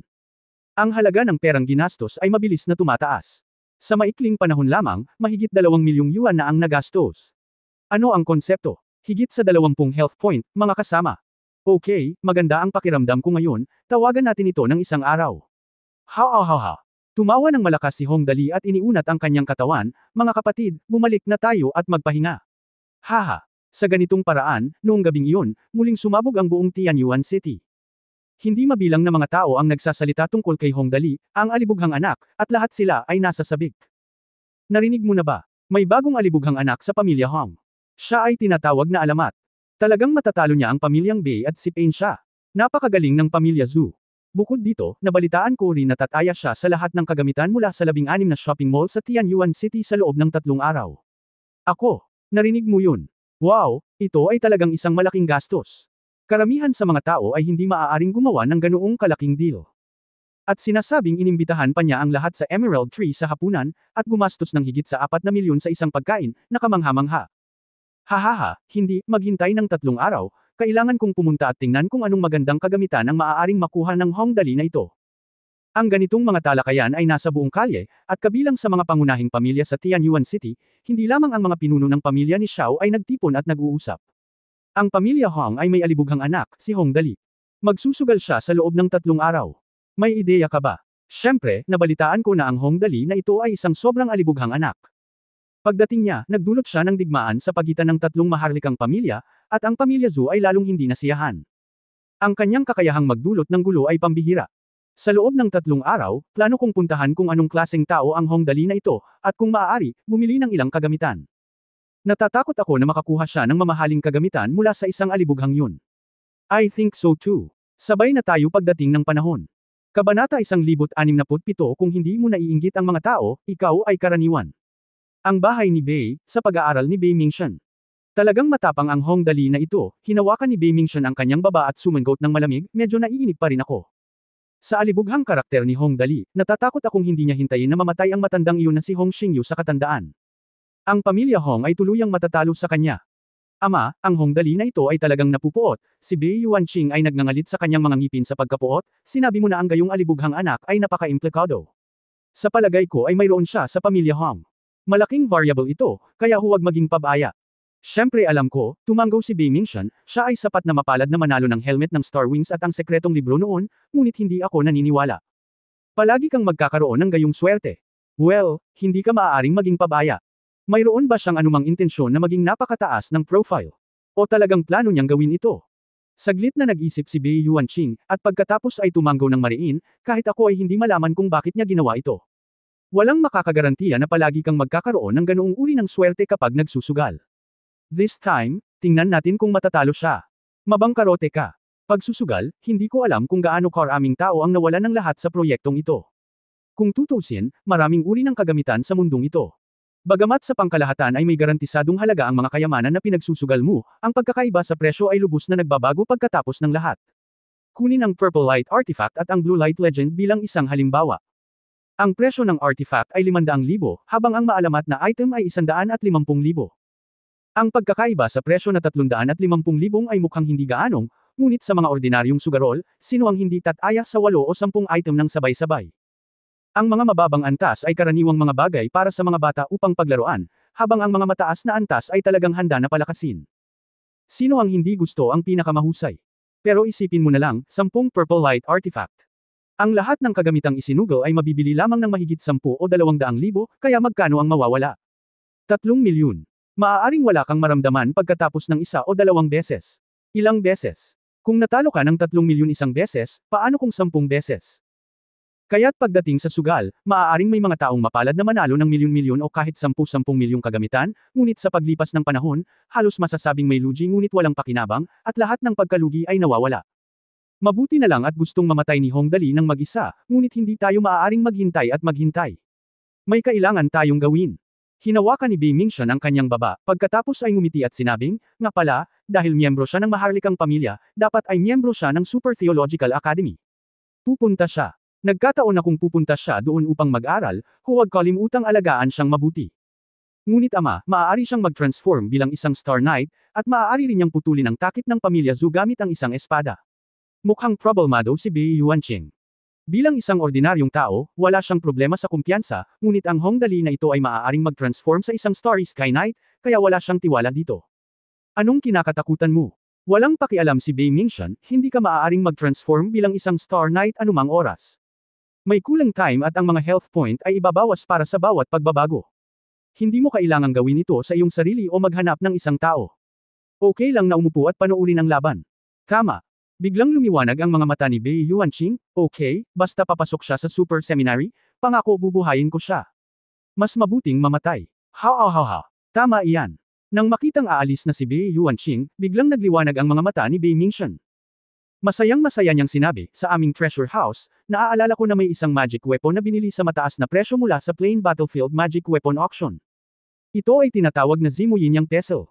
Maaari mo itong dalhin sa pagkakataong ito. Zimuyin Yang Pestle. Natigilan sandali si Bei Yuanqing, pagkatapos ay tuwang-tuwa siya at tumawa. Ama, pinag-uusapan mo ba ang Yin Yang Pestle na maaaring ibalik ang pagbabago sa orihinal nitong hugis? Oo, yun lang, Bei Mingxian hehe.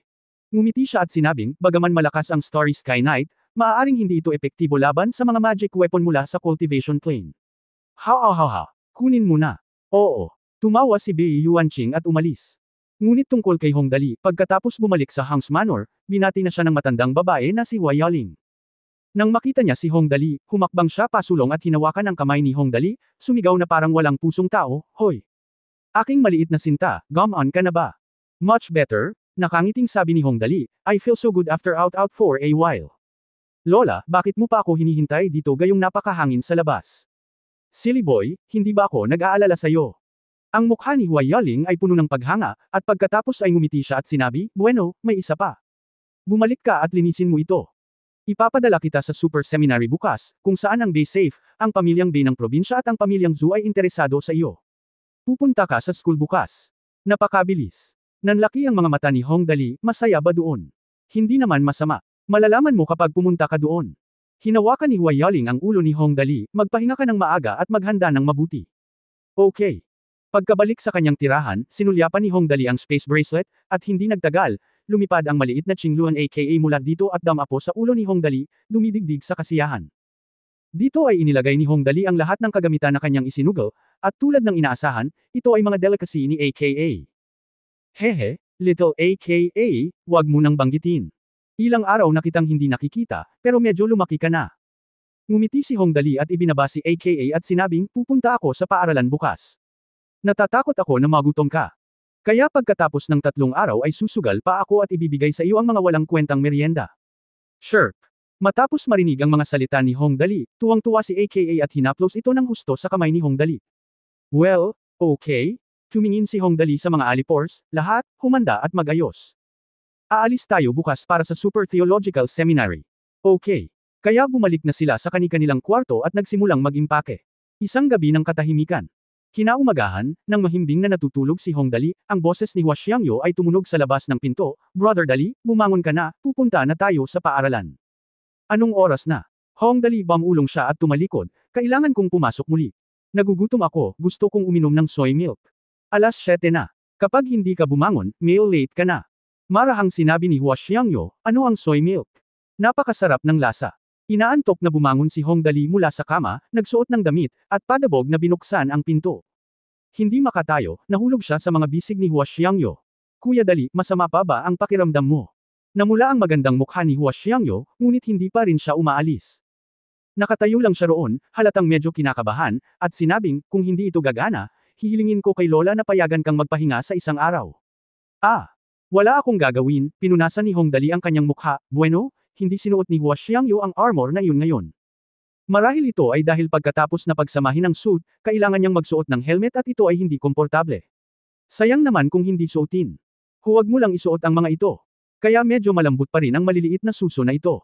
Huminga ng malalim si Hongdali, nagugutom ako. Gusto kong uminom ng soy milk. Gusto kong uminom ng soy milk. Gusto kong bumili ng 2 mangkok, uminom ng 1 mangkok at magbuhos ng isa pa. Dahil dito, si Hongdali ang sinabi niya ay narinig ng matandang babae na si Hua Yaling, na nagmamadaling lumapit at nagtanong, munting sinta, ano ang soy milk? Saan ako makakabili nito? Hihilingin ko sa isang tao na bumili nito para sa iyo. Meron ako dyan sa bahay. Hindi ko na alam. Napasinghot si Hongdali, nalilito. Ang pagpunta sa paaralan, kumakain ng almusal at umiinom ng soy milk, isang pamilyar na bagay ang nangyari muli, kaya ngayon siya ay medyo pira-piraso, at akala niya ay bumalik na siya sa mundong muli. May darating. May darating. Maagap na sumigaw ang matandang babae, sinabi ng maliit na guwaygway na gusto kong uminom ng soy milk. Sino ang nakakaalam kung saan ito bibili? Young Master, gusto mo bang uminom ng soy milk? Si Liang, ang pangalawang in command, ay sumugod at nagsabi, ihahanda ko ang spaceship ngayon din.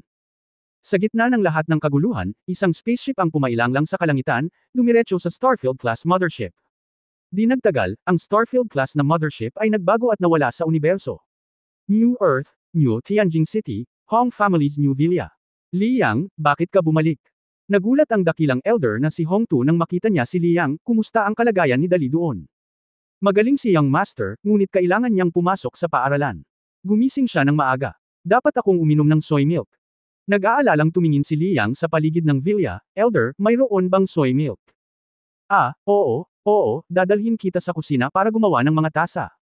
Kaya, makalipas ang kalahating oras, nasiyahan si Hong Dali. Sa pag-inom ng soy milk, humigop siya ng malaki, at saka siya bamantong hininga, huha, kailangan mo talagang uminom ng soy milk kapag gumising ka ng maaga. Ito ang lasa, napakasarap. Napalunok ng laway si Liang sa gilid, isang tasa lang ng soy milk, hindi mababa ang halaga. Ibinalik iyon sa isang espesyal na paglalakbay kasama ang Starfield-level mothership. Isang round trip lang sa Star Realm ay magkakahalaga ng 4 na milyong Shenlong coins. Naramdaman mo bang tumangkad ka kaagad? Pagkatapos inumin ng soy milk at kumain ng almusal, si Hong Dali ay dumighay sa kasiyahan at umalis.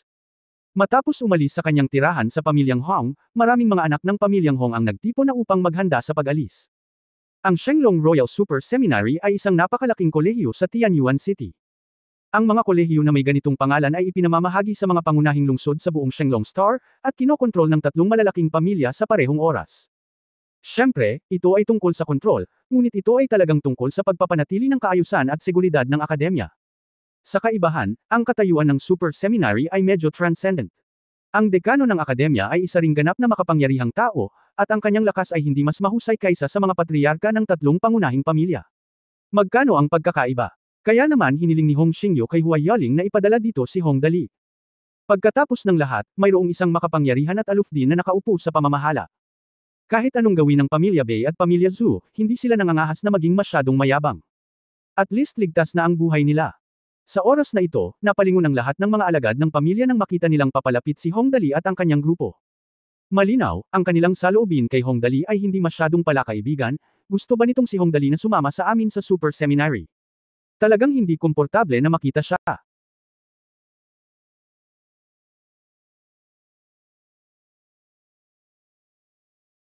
Oo, kung hindi dahil sa kanya, ano ang gagawin ng Patriarch? Baka tatanggapin niya ang kontrata ng kasal. Hindi ko alam kung anong klaseng malas ang nakuha niya, pero nakipag-ugnay talaga siya sa Golden Emperor Gu at nanalo ng suit helmet. Bulag talaga siya. He is just a prodigal son. Nagagalit ako sa pagtingin lang sa kanya. Pagdating namin sa academy, hindi na siya papansinin ng lahat. Ang mga taong ito, nagpout si Tang Moxon, talagang hindi nila alam kung ano ang sasabihin, ha? Inggit, selos, puot, ngumiti si Hong Dali. Kinagat niya ang kanyang mga labi, kung hindi mo naiinggit ang mga tao, ikaw ay isang pangkaraniwang tao. Ang mga bagay na ito ay hindi mahalaga. Kabanata 1068 Super Seminary. Saktong papasok na ang lahat sa bus, malakas na sinabi ng isang gwardya, narito na ang ginang. Si Hua Yaling, ang may bahay ng pamilyang Hong, ay personal na dumating. Sa isang sandali, ang lahat ng mga anak ng pamilya Hong ay yumuko at sumaludaw, nakilala ko ang ginang. Oo, okay. Bahagyang tumango si Hua Yaling, at pagkatapos ay dumiretso sa Hong Dali, Dali, pupunta ako saglit sa akademya. Kinakabahan ka ba? Okay lang, nakangiting sabi ni Hong Dali, aalamin natin pagdating natin doon. Ang iba pang miyembro ng pamilya ay lalo pang nanlumo sa pagkakataong ito sila ay ipinaaral ng kanilang mga magulang, at sila ay dumiretso sa Hong Dali. Ang may bahay ang nagpadala sa kanila, ngunit ang puwang ay napakalaki na ito ay medyo hindi mabata. Kaya sumakay na ang lahat sa sasakyan at umalis. Humigit kumulang 15 minuto ang biyahe mula sa bahay ni Hong patungo sa Super Theological Seminary. Sa daan, kabisado ni Liang at ng iba pa ang ruta ng detalyado. Kapag pamilyar na sila sa kapaligiran, tiyak na bibili sila ng ilang mamahaling sasakyan at magsisimulang maglakbay. Maya-maya pa ay huminto na ang sasakyan. Pagkababa ng sasakyan, kahit na may pananaw si Hong Dali, hindi niya maiwasang mabigla nang makita ang gate ng Super Seminary. Isa itong malaking gusaling bato na may taas na mahigit 300 metro. Sa pinakamataas na bato ng gate, ang 8 karakter na Shenlong Royal Super Seminary, ay nagniningning ng gininto ang liwanag, na lubhang nakasisilaw. Sa Shenglong Star na ito kung saan ang mga puno ay ginagamit bilang mga gusali sa lahat ng dako, ang biglaang paglitaw ng isang malaking gate na bato ay talagang biglaan. At sa tabi mismo ng gate, hindi mabilang ang mga estudyanteng lumalabas-masok. Sa isang iglap, naramdaman ni Hong Dali na muli siyang pumasok sa paaralan, napakabuti nito. Okay, nandito na tayo, hinayla ng matandang babae si Hong Dali at dire-diretsyong pumasok sa loob. Ang super seminary na ito ay halos kapareho sa paaralan ni Professor X sa X-Men na pinanood ni Hong Dali sa Earth noon. Halos lahat ng estudyante ay may superpowers. Siyempre, wala pa ang ilang bahagi. Ang bahaging iyon ay pag-aari ng mga may napakagandang talento ngunit hindi gustong magsama ng mga Soul Stone. Sa orihinal lahat ng ito ay napakahusay, ngunit hindi nagtagal ay nagulat si Hong Dali. Sa tabing daan lang kasi, may dalawang estudyanteng nakatali sa puno. Ang mga kaklase na dumaraan ay patuloy na nakaturo sa kanila at tumatawa, na nagsasabi, tingnan mo, tingnan mo, tingnan mo, may dalawang hanggal na tumatakbo upang guluhin muli ang panganay na kapatid na babae. Sila ay nakatadhana sa anong trahedya. Hindi, ito ay medyo maliit. Kung ang pagpatay ay hindi mahigpit na ipinagbabawal sa akademya, sila ay pinutol sa 17 o 18 piraso, tama ba? Mahirap sabihin, baka nahati sila sa 27 piraso. 8 yuan. Let me go, may kapatid din pala dito sa college. Nakakatakot kaya? Nakaramdam ng panginginig si Hong Dali. Anong uri ng nakakatakot na tao ang magiging pinakamatandang kapatid na babae sa naturang akademya? Kahit si Hua Xiangyu ay kinilig. Hinayla niya si Hong Dali at Bang Ulong, Brother Dali, dapat kang mag-ingat. Maraming makapangyarihang tao sa akademyang ito, kaya hindi ka maaaring maging pabaya. Well, hindi mo kaya. Hindi ka dapat maging pabaya. Hindi nagtagal, sa isang sanggang bahagi ng kalsada, itinuro ni Hua Yaling si Hua Xiangyu, Yuer, dalhin si Xingchen at ang iba pa sa sangay upang magparehistro. Isasama ko lang si Dali. Okay. Oo. Tumango si Hua Xiangyu. Sa wakas, siya ay nag-iisa, at si Hong Dali ay tumingin sa paligid. Speaking of which, simula nang naitatag ang Great Prodigal System, napakabihirang ako na lang ang natitira sa commander, pero ayos lang, tingnan natin kung ano ang plano ng mga talunan na iyon. Si Hong Dali ay napakalma, ang panganay na kapatid na babae ay hindi nangangahas na pumatay ng sinuman. Kung ang mga tao ng pamilyang Bei at ang pamilyang Zhu ay talagang maglakas loob na pumatay ng isang tao, huwag mo akong sisihin sa pagiging bastos. Anyway, sa loob ng 2 araw magkakaroon tayo ng daan-daan o kahit libu-libong attribute point. Pagkatapos ay maaari tayong mag-transform kung ano ang gusto natin. Little darling, huwag kang matakot. Ang dean at tutor dito ay may magandang relasyon sa aming pamilyang Hong. Habang naglalakad, inaliw ni Hua Yaling si Hong Dali, kung may mangyari man, aalagaan kanila. Isa pa, tandaan mo, dito marami sa kanila ang may kaya subukan mong makipagkaibigan sa kanila. Wala kang matututunan sa super seminary, pero sa cute mong ugali, siguradong wala kang problema sa pakikipagkaibigan. Alam ko. Tumango. Bakit siya ipadala? Isang taong walang kakayahan, 2 pagbabago at limitasyon, dito. Malinaw, halos lahat ng mga batang disipulo ng maharlikang pamilya ng Shenglong ay nagtitipon dito. Walang katiyakan na sinuman sa kanila ang mamumukod tangi sa hinaharap. Natural na magiging kapaki-pakinabang na magkaroon ng higit pang mga kaibigan sa hinaharap. Habang nag-uusap sila, dumating ang dalawa sa harap ng isang malaking batong gusali. Ang gusali ay kulay pilak puti, walang anumang mga dugtungan. 500 metro ang taas noon. Ito ay inukit mula sa isang malaking bato. Kinailangan ito ng hindi kilalang dami ng lakas tao at materyal na yaman. Ngayon ay mas nadama ni Hong Dali na ang maharlikang pamilya ng Shenglong ay talagang iba sa mga tao sa mga planeta sa ibaba. Ang lugar na ito ay nagbibigay ng malaking pansin sa pangangalaga sa kapaligiran at kalikasan, at lahat ay nakabatay sa pagpapanatili ng natural na kapaligiran. Dahil dito, napakakomportable ni Hong Dali, pinakagusto niya ang kalikasan at mga hayop. Nandito na tayo, tumangala si Hua Yaling sa gusaling nasa harapan niya, halika, sundan mo ako para makita ang dean. Pagkapasok sa building ay sumakay siya ng elevator hanggang sa makarating siya sa pintuan ng dean's office. Bahagyang kumatok si Hua Yaling sa pinto. Pumasok ka. Isang medyo matandang boses ang nagmula sa loob. Haha, Dean Fergus, tagal na nating hindi nagkita. Nakangiting bati ni Hua Yaling pagkapasok niya sa pinto. Kasabay nito, mabilis na tiningnan ni Hong Dali ang dean ng super seminary. Si Dean Fergus ay medyo parang magician sa isang fantasy movie. Siya ay may mahabang balbas na nasa buong mukha niya, ngunit siya ay may suot na tuktok na sombrero sa tuktok ng kanyang ulo, na mukhang kakaiba. Nandito na pala si Ms. Hua, umupo ka na, umupo ka na. Nang makitang si Hua Yaling ang naririto, mabilis na tumayo si Dean Fergus, karaniwang hindi pumupunta si Ms. Hua sa aming lugar maliban kung may importanteng bagay. Ito ay. Tumingin siya kay Hong Dali at mabilis na naunawaan, pupunta ka ba sa paaralan? Isang bagay ang pagpapatala, tumango muna si Hua Yaling, pagkatapos ay umupo sa sofa at sinabing, medyo masama ang konstitusyon ng aking anak. Lalo na, gusto kong hilingin kay Mr. Fergus na tulungan ako sa pagkakataong ito. Oh, espesyal na pangangatawan. Sinabi ni Fergus, pagkatapos ay tumayo at lumakad papunta kay Hongdali. Ang kanyang mukha ay napakabait na tumingin kay Hongdali at sinabing may ngiti, well, tingnan ko. Huwag kang kabahan. Hinawakan niya ang kamay ni Hongdali, at pagkatapos ay isang malambot na dilaw na liwanag ang kumurap sa pagitan nilang dalawa. Naramdaman lamang ni Hongdali ang init na nagmumula sa pagitan ng kanyang mga palad, at pagkatapos ay mabilis na kumalma. Well, ito ay medyo espesyal. Tumango si Dean Fergus, maaaring ibalik ng aking liwanag ng buhay ang mga function ng katawan ng isang tao. Sa pangkalahatan, kung ang mga katangian ng isang tao ay hindi umabot sa 100% ng katangian ng isang normal na tao, maaari kong hilingin sa kanya na tumugon. Ngunit ito sa iyo ay talagang medyo espesyal. Hindi mo rin kaya? Medyo nabigo si Hua Yaling, naku, ang aking munting anak ay magaling sa lahat, kung ano lang ang kinakain niya. Ang elixir ay hindi nagpapataas ng mga katangian, ngunit ang paggastos ng pera ay magpapaganda ng katawan. Hindi ko alam kung paano ito. Ang pagkuha ng elixir ay hindi nagpapataas ng mga katangian, ngunit ang paggastos ng pera ay tataas ito. Ang ganitong bagay ay talagang mahiwaga. Huwag kang masyadong magtaka, binibini. Ngumiti si Dean Fergus, bumalik sa kanyang upuan, at sinabing, ang universo ay walang hanggan, at normal na mangyari ang anumang kakaibang bagay. Hanggat walang banta sa kanyang buhay, ang iba ay madaling sabihin. Tumingin siya kay Hongdali at nagtanong, ano ang pangalan mo? Hongdali. Nakangiting sagot ni Hongdali, Lolo Dean, pwede ba akong mag-aral dito? Oo, bakit hindi? Maingat na tiningnan ni Fergus si Hongdali at tumango ng may kasiyahan, ang binata ay medyo kaibig-ibig. Anong mga kakayahan ang mayroon ka? Wala naman tayong masyadong kakayahan, di ba? Ibinibilang ba ang alibughangin? Nanlaki ang mga mata ni Hongdali, at humagalpak ng tawa si Hua Yaling. Ahem, ubo, marahas na umubo si Fergus, at pagkatapos ay sinabi, kung ang alibughang madagdagan ang kanyang mga puntos, pagkatapos ay kalimutan ito. Bueno, bukod sa alibughang. Mayroon pa bang iba? Halimbawa, mga superpower. Iba pa, nag-isip sandali si Hongdali, ibinibilang ba ang face teleportation? Oo, maaari din akong mag-transform sa isang starry sky knight. Haha, what a gifted boy, tumawa si Fergus. Ito ang kakaibang kakayahan ng iyong pamilyang Hong sa bloodline. Napakaganda nito. Tulad ng para sa pagbabagong Star Knight, ang kakayahang ito ay syempre mas mahusay.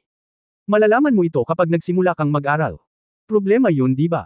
Sinabi ni Hua Yaling na may nakakasilaw ng ngiti, well, may isa pa akong hihilingin, Dean Fergus. Ang relasyon sa pagitan ng aming pamilyang Hong, pamilyang Bei at pamilyang Zhu ay hindi masyadong maganda sa kasalukuyan, kaya umaasa pa rin ako na gagawin ni Fergus. Dean Goss, mangyaring alagaan siya at huwag ilagay sa anumang nakamamatay na panganib. Dean Fergus, ang Fusion Soul Stone. Ang kanyang kapangyarihan sa opens iba ay hindi masyadong malakas, ngunit ang kanyang kakayahan sa pagbawi ay napakalakas. Sa pangkalahatan, hanggat hindi pa ganap na patay ang isang tao, maaari silang maligtas. Ngunit ang problema ay ang kanyang kakayahan ay tila walang gaanong epekto kay Hongdali, kaya't maingat siyang binalaan ni Hua Yaling. Huwag kang mag-alala, walang sinuman sa aming akademya ang may ganoong katapangan. Ngumiti si Fergus at sinabing, yung isa, dali, ang batang ito ay maaaring mag-transform sa isang starry sky knight. Natatakot ako na walang maraming tao na maaaring mangapi sa kanya. Hindi ito isang problema. Malaki. Magaan ang pakiramdam ko kapag sinabi mo yun. Ngumiti si Hua Yaling at tumango, saka magiliw na tinapik ang ulo ni Hongdali, mahal, marami kang matututuhan sa super seminary na ito. Maiintindihan mo pagdating ng panahon. Tungkol naman sa tunggalian, hindi mo kailangang mag-alala tungkol dito. Bahala na ang matanda ko. Oo, naiintindihan ko po, Lola. Mag-aaral akong mabuti. Haha, mabuti naman. Tinitigan ng mabuti ni Hua Yaling si Hongdali, at pagkatapos ay sinabing, okay, oras na para bumalik ako. Dean Fergus, alagaan mo ako. Huwag kang mag-alala. Tara na. Tumayo si Fergus para paalisin ang bisita, magkakaroon siya ng masayang buhay dito. Hindi nagtagal, lumabas si Hua Yaling at umalis. Pagkaraan ng 2 taon na lamang ang naiwan sa silid, umupo muli si Fergus, tumingin kay Hongdali, at sinabing dahan-dahan, dali, dahil kakadating mo pa lang sa aming kolehiyo, magsimula muna tayo sa pinakapangunahing mga departamento. Sa madaling salita, itong 2 kakayahan mo ay mga gamit sa paglilibang at hindi binibilang na labanan. Kaya't pumunta tayo sa Body Refining Department, okay lang ba? Class 18, kasama si Guo, Class 18. Hindi pa naman kami pamilyar sa lugar na ito, kaya anong problema? Ngunit sino itong Gu Feifei? Anong ginagawa mo? Kabanata 1069 na Gu Feifei. Well, Lolo Dean, Gu Feifei. Kamag-anak mo ba? Iniunat ni Hongdali ang kanyang leeg. Ang sabi ng Dean ay aalagaan niya ako. Dapat kaklase niya ako sa mga kamag-anak niya. Gu Feifei. Nang banggitin si Gu Feifei, biglang tumawa si Dean Fergus, siya ang numero 1 henyo sa mga kabataan sa aming super seminary. Bueno, narinig ko na ang lahat ng mga estudyante sa paaralan ay namamahala sa kanyang pangalan ay panganay na kapatid na babae. Panganay na kapatid na babae. Nasa first class kami ng panganay ko. Naisip agad ng isip ni Hong Dali ang 2 tao na labis na trahedya ang trahedya noong una silang pumasok sa akademya, at ang kanyang anit ay naging manhid. Makakalabas pa ba ako sa unang klase kasama ang aking panganay na kapatid na buhay? Kung gayon, iyon. Napalunok si Hong Dali at sinabing, Dean, sigurado ka bang gusto mo talagang pumasok sa klase na iyon? Huwag kang mag-alala, ngumiti si Fergus at sinabi, bagaman makapangyarihan si Gu Feifei, hindi siya kailanman pumatay ng tao. Anong uri ng garantiya ito? Sabi ko. Pagkatapos ay direktang iwinagayway ng Dean ang kanyang kamay at ibinato ang isang tala kay Hong Dali, pumunta sa opisina ng logistic upang tanggapin ang regalo, at hilingin sa kanila na tulungan kang mag-ayos ng isang dormitoryo. Oh, okay, dahil pinapante kami sa logistics office para tanggapin ang regalo, parang ganito ito ang ritmo na nangangailangan na manirahan kami sa campus. Tumango si Hong Dali bilang pagsang-ayon at lumabas. Hindi nagtagal, dumating ang isang service staff at yumuko kay Hong Dali na may napakagalang na ugali, hello. Ikaw ba si Master Dali? Mangyaring sundin ako. Bumaba, lumiko sa kaliwa kapag lalabas, at dumiretso. Hindi nagtagal bago dumating si Hong Dali.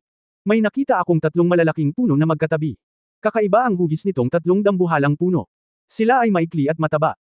Ang bawat isa ay higit sa 200 metro ang taas at higit sa 100 metro ang lapad. Ang korona ng puno sa tuktok ay hindi malaki, at ang mga sanga at dahon ay hindi malago. Ang sikat ng araw ay sumisikat sa mga sanga at dahon ng pira-piraso. Napakaganda. Nandito na tayo, ito ang student dormitory ng ating super seminary. Inakay ng service staff si Hong Dali papunta sa gate. Nakangiting ipinakilala niya, ang 3 sinaunang puno ng Vajra na ito ay may kasaysayan ng higit sa 40,000 taon, ngunit ang laki nito ay hindi gaanong nagbago. Maaari kang manatili ng may kumpiyansa. Ang mga sinaunang puno ng Vajra na may kasaysayan ng higit sa 40,000 taon ay talagang maa-accommodate ng may kapayapaan ng isip ayon sa diameter na ito. Sa palagay ko kahit isang magnitude 10 na lindol ay hindi magiging isang malaking problema, kung hindi, ito ay hindi tatawaging King Kong, hehe. Iba ang may dedikadong taong namamahala. Matapos makapasok sa gate ng isa sa mga sinaunang puno ng King Kong, dumiretso ako sa opisina ng logistic at nakarating kaagad sa pinto.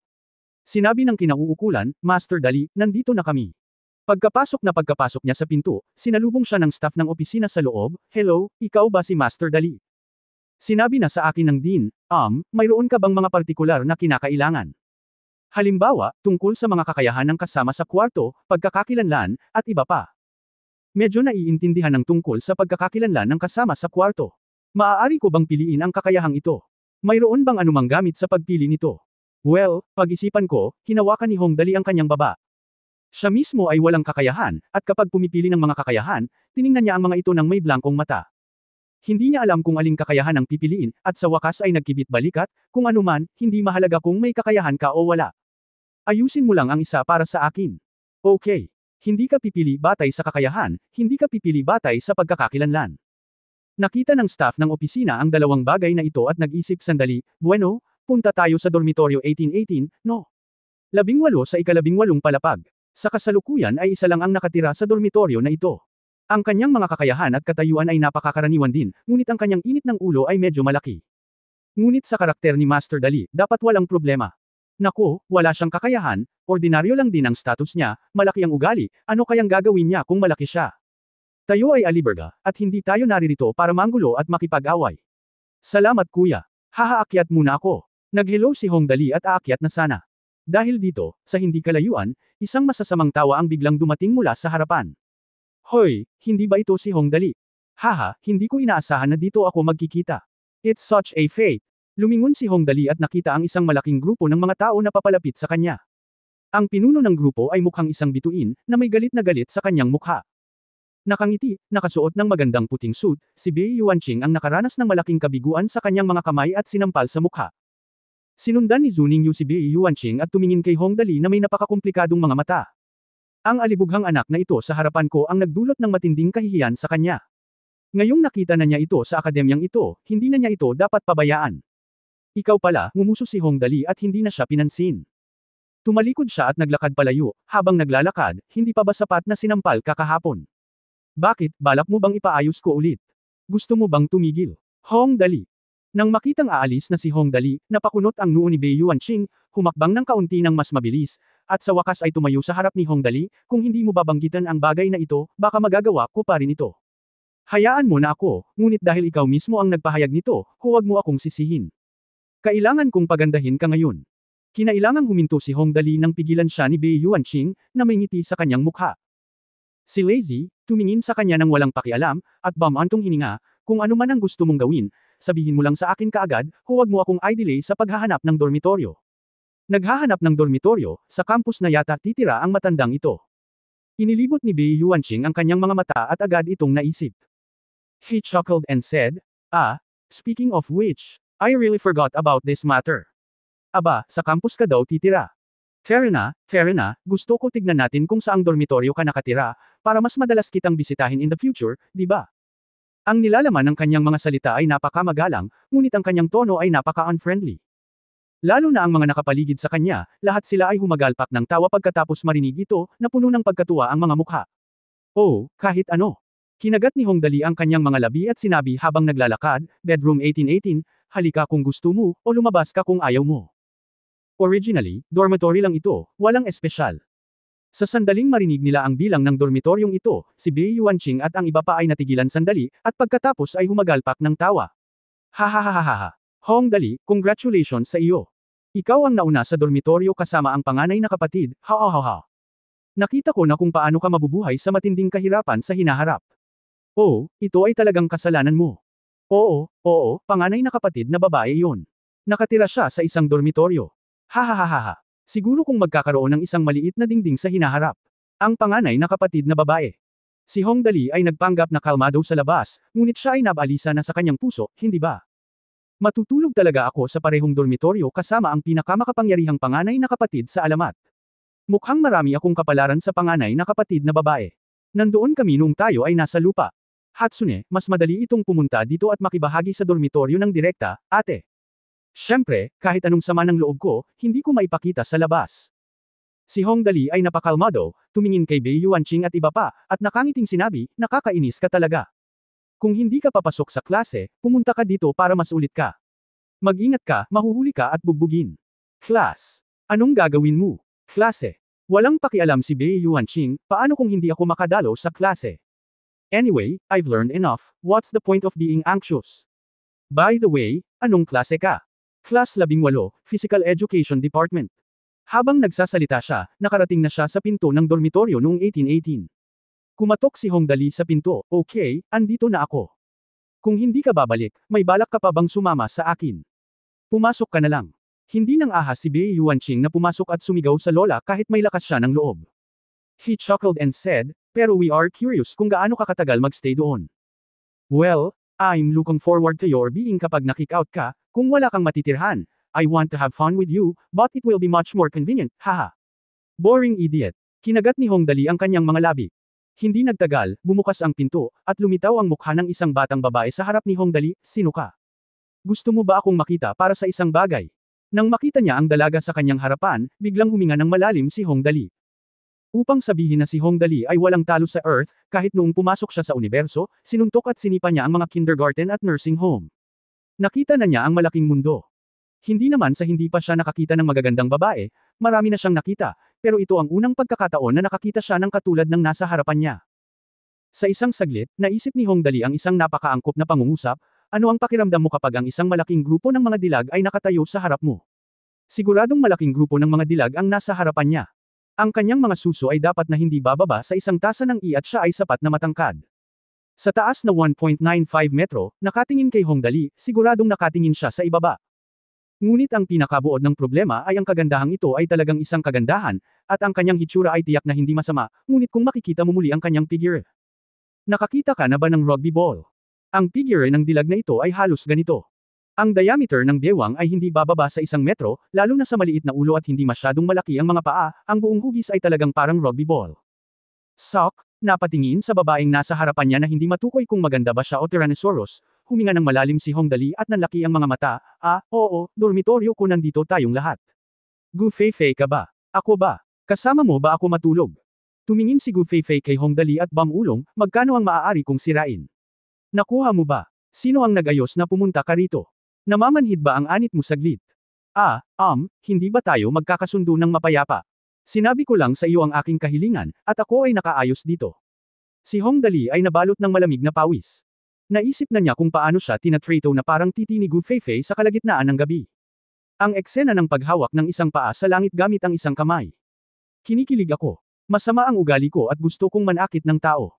Pumasok si Gu Feifei sa bahay at sa wakas ay binuksan ang pinto, mas mabuting huwag kang magkusa na kausapin ako, kung hindi, baka magalit ako. Oh, okay. Tumanggo si Hong Dali at sumunod sa kanya papasok ng bahay. Sa labas, si Bei Yuanqing at iba pa ay nagkatinginan at nagpakawalan ng tawa. Itong Hong Dali ay patay na sa pagkakataong ito. Ang ugali ni Gu Feifei ay sikat sa kanyang marahas na ugali. Maraming mga estudyante ang sinubukang hamanin ang mahirap na paglipat na ito ng pagiging sa parehong dormitoryo kasama niya, ngunit sa huli lahat sila ay nabigo, at ang kanilang pagtatapos ay masyadong kakilakilabot upang makita. Kabanata 1070, Babaeng Lalaki. Young Master Yuanqing, sa tingin mo gaano katagal makakatagal doon si Hong Dali? Lumapit ang isang tagasunod kay Bei Yuanqing at sinabing papuri, tinatansya ko na mananatili lamang siya ng 1 oras. Masyadong mataas ang tingin mo sa kanya, ako malamang lalabas siya sa loob ng kalahating oras. Ngumisi si Bei Yuanqing, sa ngayon, walang nakakasundo ng mapayapa kay Gu Feifei sa loob ng 5 minuto. Ang Hong Dali na ito ay may kakayahan, bigyan siya ng kalahating oras, bigyan siya ng mukha. Sa tingin ko sapat na ang 10 minuto. Ang isa pang tagasunod ay nagsabi, lalong mababa ang tingin ni Gu Feifei sa mga hindi malakas. Ang maliit na katawan ni Hong Dali ay parang maso sa kanyang harapan. Kaya niyang tamaan siya hanggat gusto niya. Hahaha, hindi masama, tumanggo si Bei Yuanqing at tumawa, talaga, haha. Sa loob ng kwarto. Pagkatapos sundan ni Hong Dali si Gu Feifei, tumingin siya sa paligid at nakita niyang napakalinis ng bahay, napakaliwanag ng mga bintana, at naiilaw ang lupa. Bukod dito, hindi tulad ng isang normal na solong dormitoryo, ang hangin dito ay napakasariwa, na may kaunting bango. Pabango. Makikita na si Gu Feifei ay isa pa ring napakalinis na tao. Siyempre, iyon ay kung hindi mo isasaalang-alang ang kanyang madalas na marahas na ugali. Kadalasan dito ka lang nakatira, hindi ka ba naiinip? Hinanap ni Hong Dali ang kanyang kama at inilagay ang pakete dito. Ito ay talagang madaling hanapin, ang sariling kama ni Gu Feifei ay maayos na inilagay ang mga bagay, at ang iba pang 3 kama ay walang laman. Boring. Humiga si Gu Feifei sa kama, tila isang bundok ng karne, at munition, ano ang nakakainip. Ganito na ako mula pa noong bata ako. Sanay na ako. Ngunit, sabi niya, lumingon at tumingin kay Hong Dali, ang kanyang ugali ay napakaganyan, hindi mo direktang pinuri ang lakas ko nang pumasok ako. O ikaw ay nagpupuri sa akin para sa anumang bagay, kung ako ay nag-aayos sa akin, ngunit hindi ka nag-aayos sa akin. Naiinip ka muna. Bakit, sa pagkakataong ito, ano ang pakay?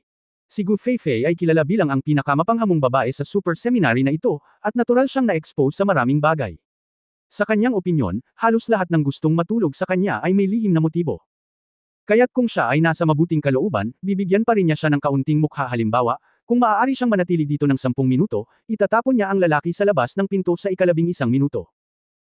Ang layunin. Hong Dali natigilan siya saglit, saka umiling. Nakahiga din siya sa kama tulad ni Gu Feifei, ano ang pakay ko? Isa akong aliberga. Pinilit ako ni Lola na ipadala ako sa paaralang ito para mag-aral. Ngayon ang unang araw at kailangan kong pumili ng dormitoryo, kaya pinili ko na lang ang isa. Oh, pinili mo ito ng random. Medyo na-curious si Gu Feifei, sabihin mo sa akin, paano mo napili ang dormitoryo na ito? Ito ay medyo kawili-wili. Nakangiting sabi ni Hong Dali. Tinanong ako ng kawani ng opisina kung mayroon akong anumang mga kinakailangan para sa kakayahan. Sabi ko hindi. Tapos sabi ko hindi, kaya dito ako na-assign. Kawili-wiling dahilan. Tumatawa, sa totoo lang, hindi ko pa rin masabi kung ano ang gusto mong gawin. Gayunpaman, ang iyong mga mata ay medyo sincero. Noong una kitang makita, nabigla ka sa aking hitsura. Sandali lang ha. Sabihin, huwag mag-isip kung sasabihin ko ang totoo, napalunok si Hong Dali. Pagkaraan ng ilang sandali ng pag-iisip tungkol dito, sinabi niya, ang iyong hitsura ay talagang napaka-espesyal. Bueno, kung ito ay inilagay sa aking bayan, magkakaroon ng angkop na salita upang ilarawan ka. Oh, anong salita? Tell me something. Walang pakialam si Gu Feifei. Sa katunayan, ganito siya, at natural na alam niya ito. Kung si Hong Dali ay kumikislap sa kanyang mga salita, o nakapikit lamang kapag pinupuri siya, malamang na matagal na niya itong itinaboy. Pero ngayong nakita ko na talaga siyang nagsasabi ng totoo, hindi na ako nagmamadali. Tomboy ang tawag sa iyo ng mga tao doon. Nakangiting sinabi ni Hong Dali, narinig ko na napakalakas mo, at sa iyong hitsura, angkop na tawagin kang tomboy. Isang tomboy. Nang marinig ni Gu Feifei ang salitang ito, natigilan siya sa una, At pagkatapos ay humagalpak ng tawa, ha ha ha ha, ang salitang ito ay talagang espesyal, gusto ko ito. Okay, ang tomboy ay isang tomboy, kukunin ko ang salitang ito. Nang marinig ang mga salita ni Gu Feifei, napalunok ng gusto si Hong Dali, ibig sabihin ba nito ay sinusuyo niya siya noong una? Sa katunayan, si Gu Feifei ay isang napakadaling kausapin na tao. Siyempre, ito ay nangangailangan ng isang paunang kinakailangan, iyon ay, dapat itong maging taos-puso. Hindi pinansin ni Gu Feifei ang iba na sabihin siya ay pangit, masyadong mataba, at masyadong malakas. Hindi niya maitago ang totoong bagay kahit na gusto niya. Ang pinakaayaw niya ay palagi siyang ginagamit ng iba bilang isang taya, kaya naman madali siyang mag-ilusyon na hindi siya tao kundi isang bagay. Kaya sa pangkalahatan, ang mga taong tumataya kay Gu Feifei ay magkakaroon ng kaunos-lunos na wakas kung tutusin, siya ay isang babae na tumatawag sa kanyang sarili na Lao Su, at kasama ng mga nakakatakot na katangian ng talento sa pakikipaglaban, lumilikha rin ito ng kanyang titulo ng babaeng overlord ng Super Seminary. Speaking of which, nakahiga si Gu Feifei sa kama, at sa pagkakataong ito ay tumingin siya kay Hong Dali, wala ka talagang pakialam sa hitsura ko. Kapag nakikipagkaibigan ako, wala akong pakialam kung may pera sila o kung sila ay maganda o hindi.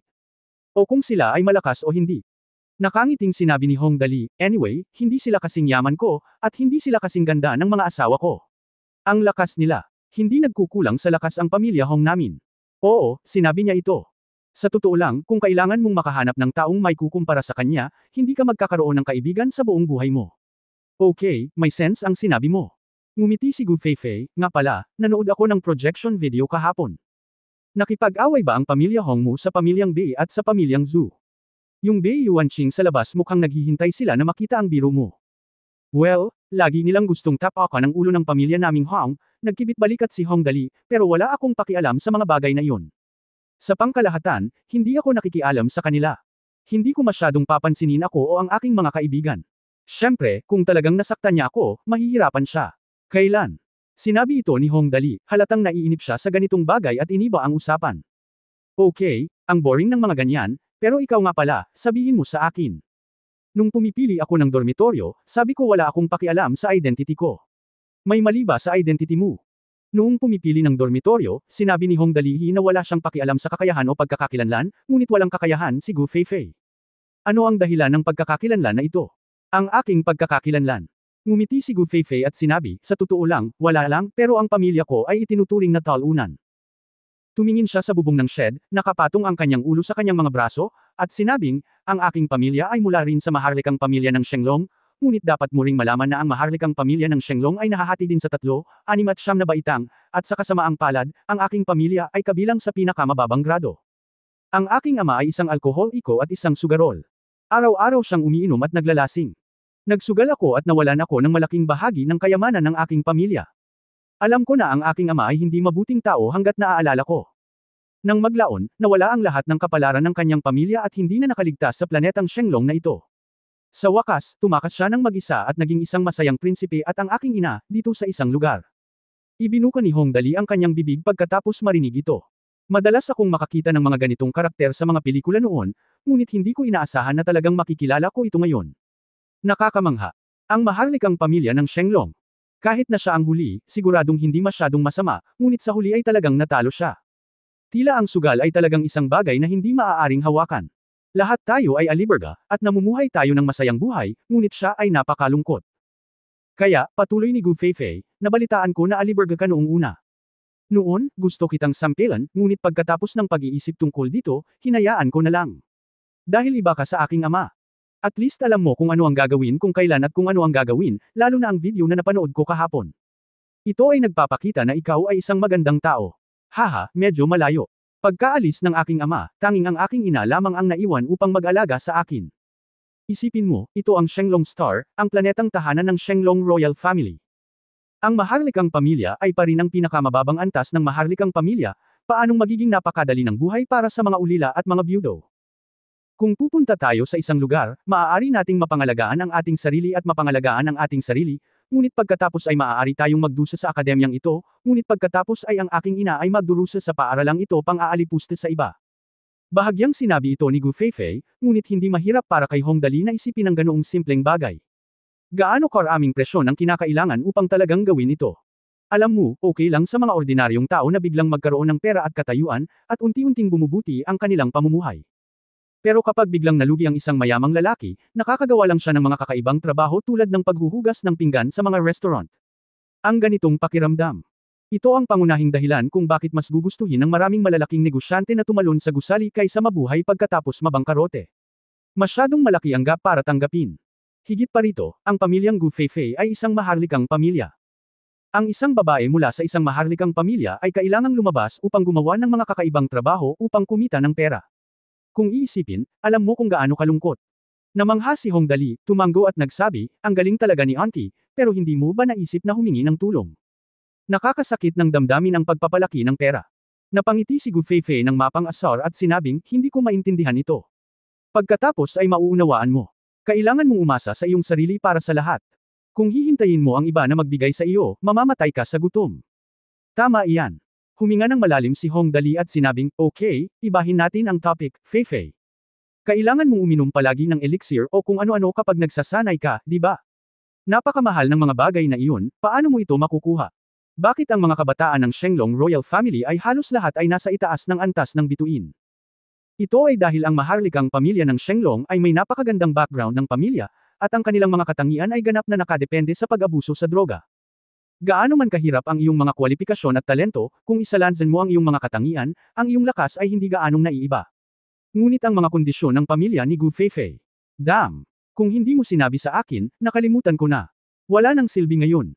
Matapos pakinggan ang mga salita ni Hong Dali, tumalon si Gu Feifei mula sa kama, nagmamadaling binuksan ang computer, at pagkatapos ay mahusay na pagpasok sa isang website, tiningnan ko ang graph sa itaas, at sa wakas ay bumantong hininga, okay lang, okay, at least walang malaking aksidente, parang medyo tumaas. End of this chapter.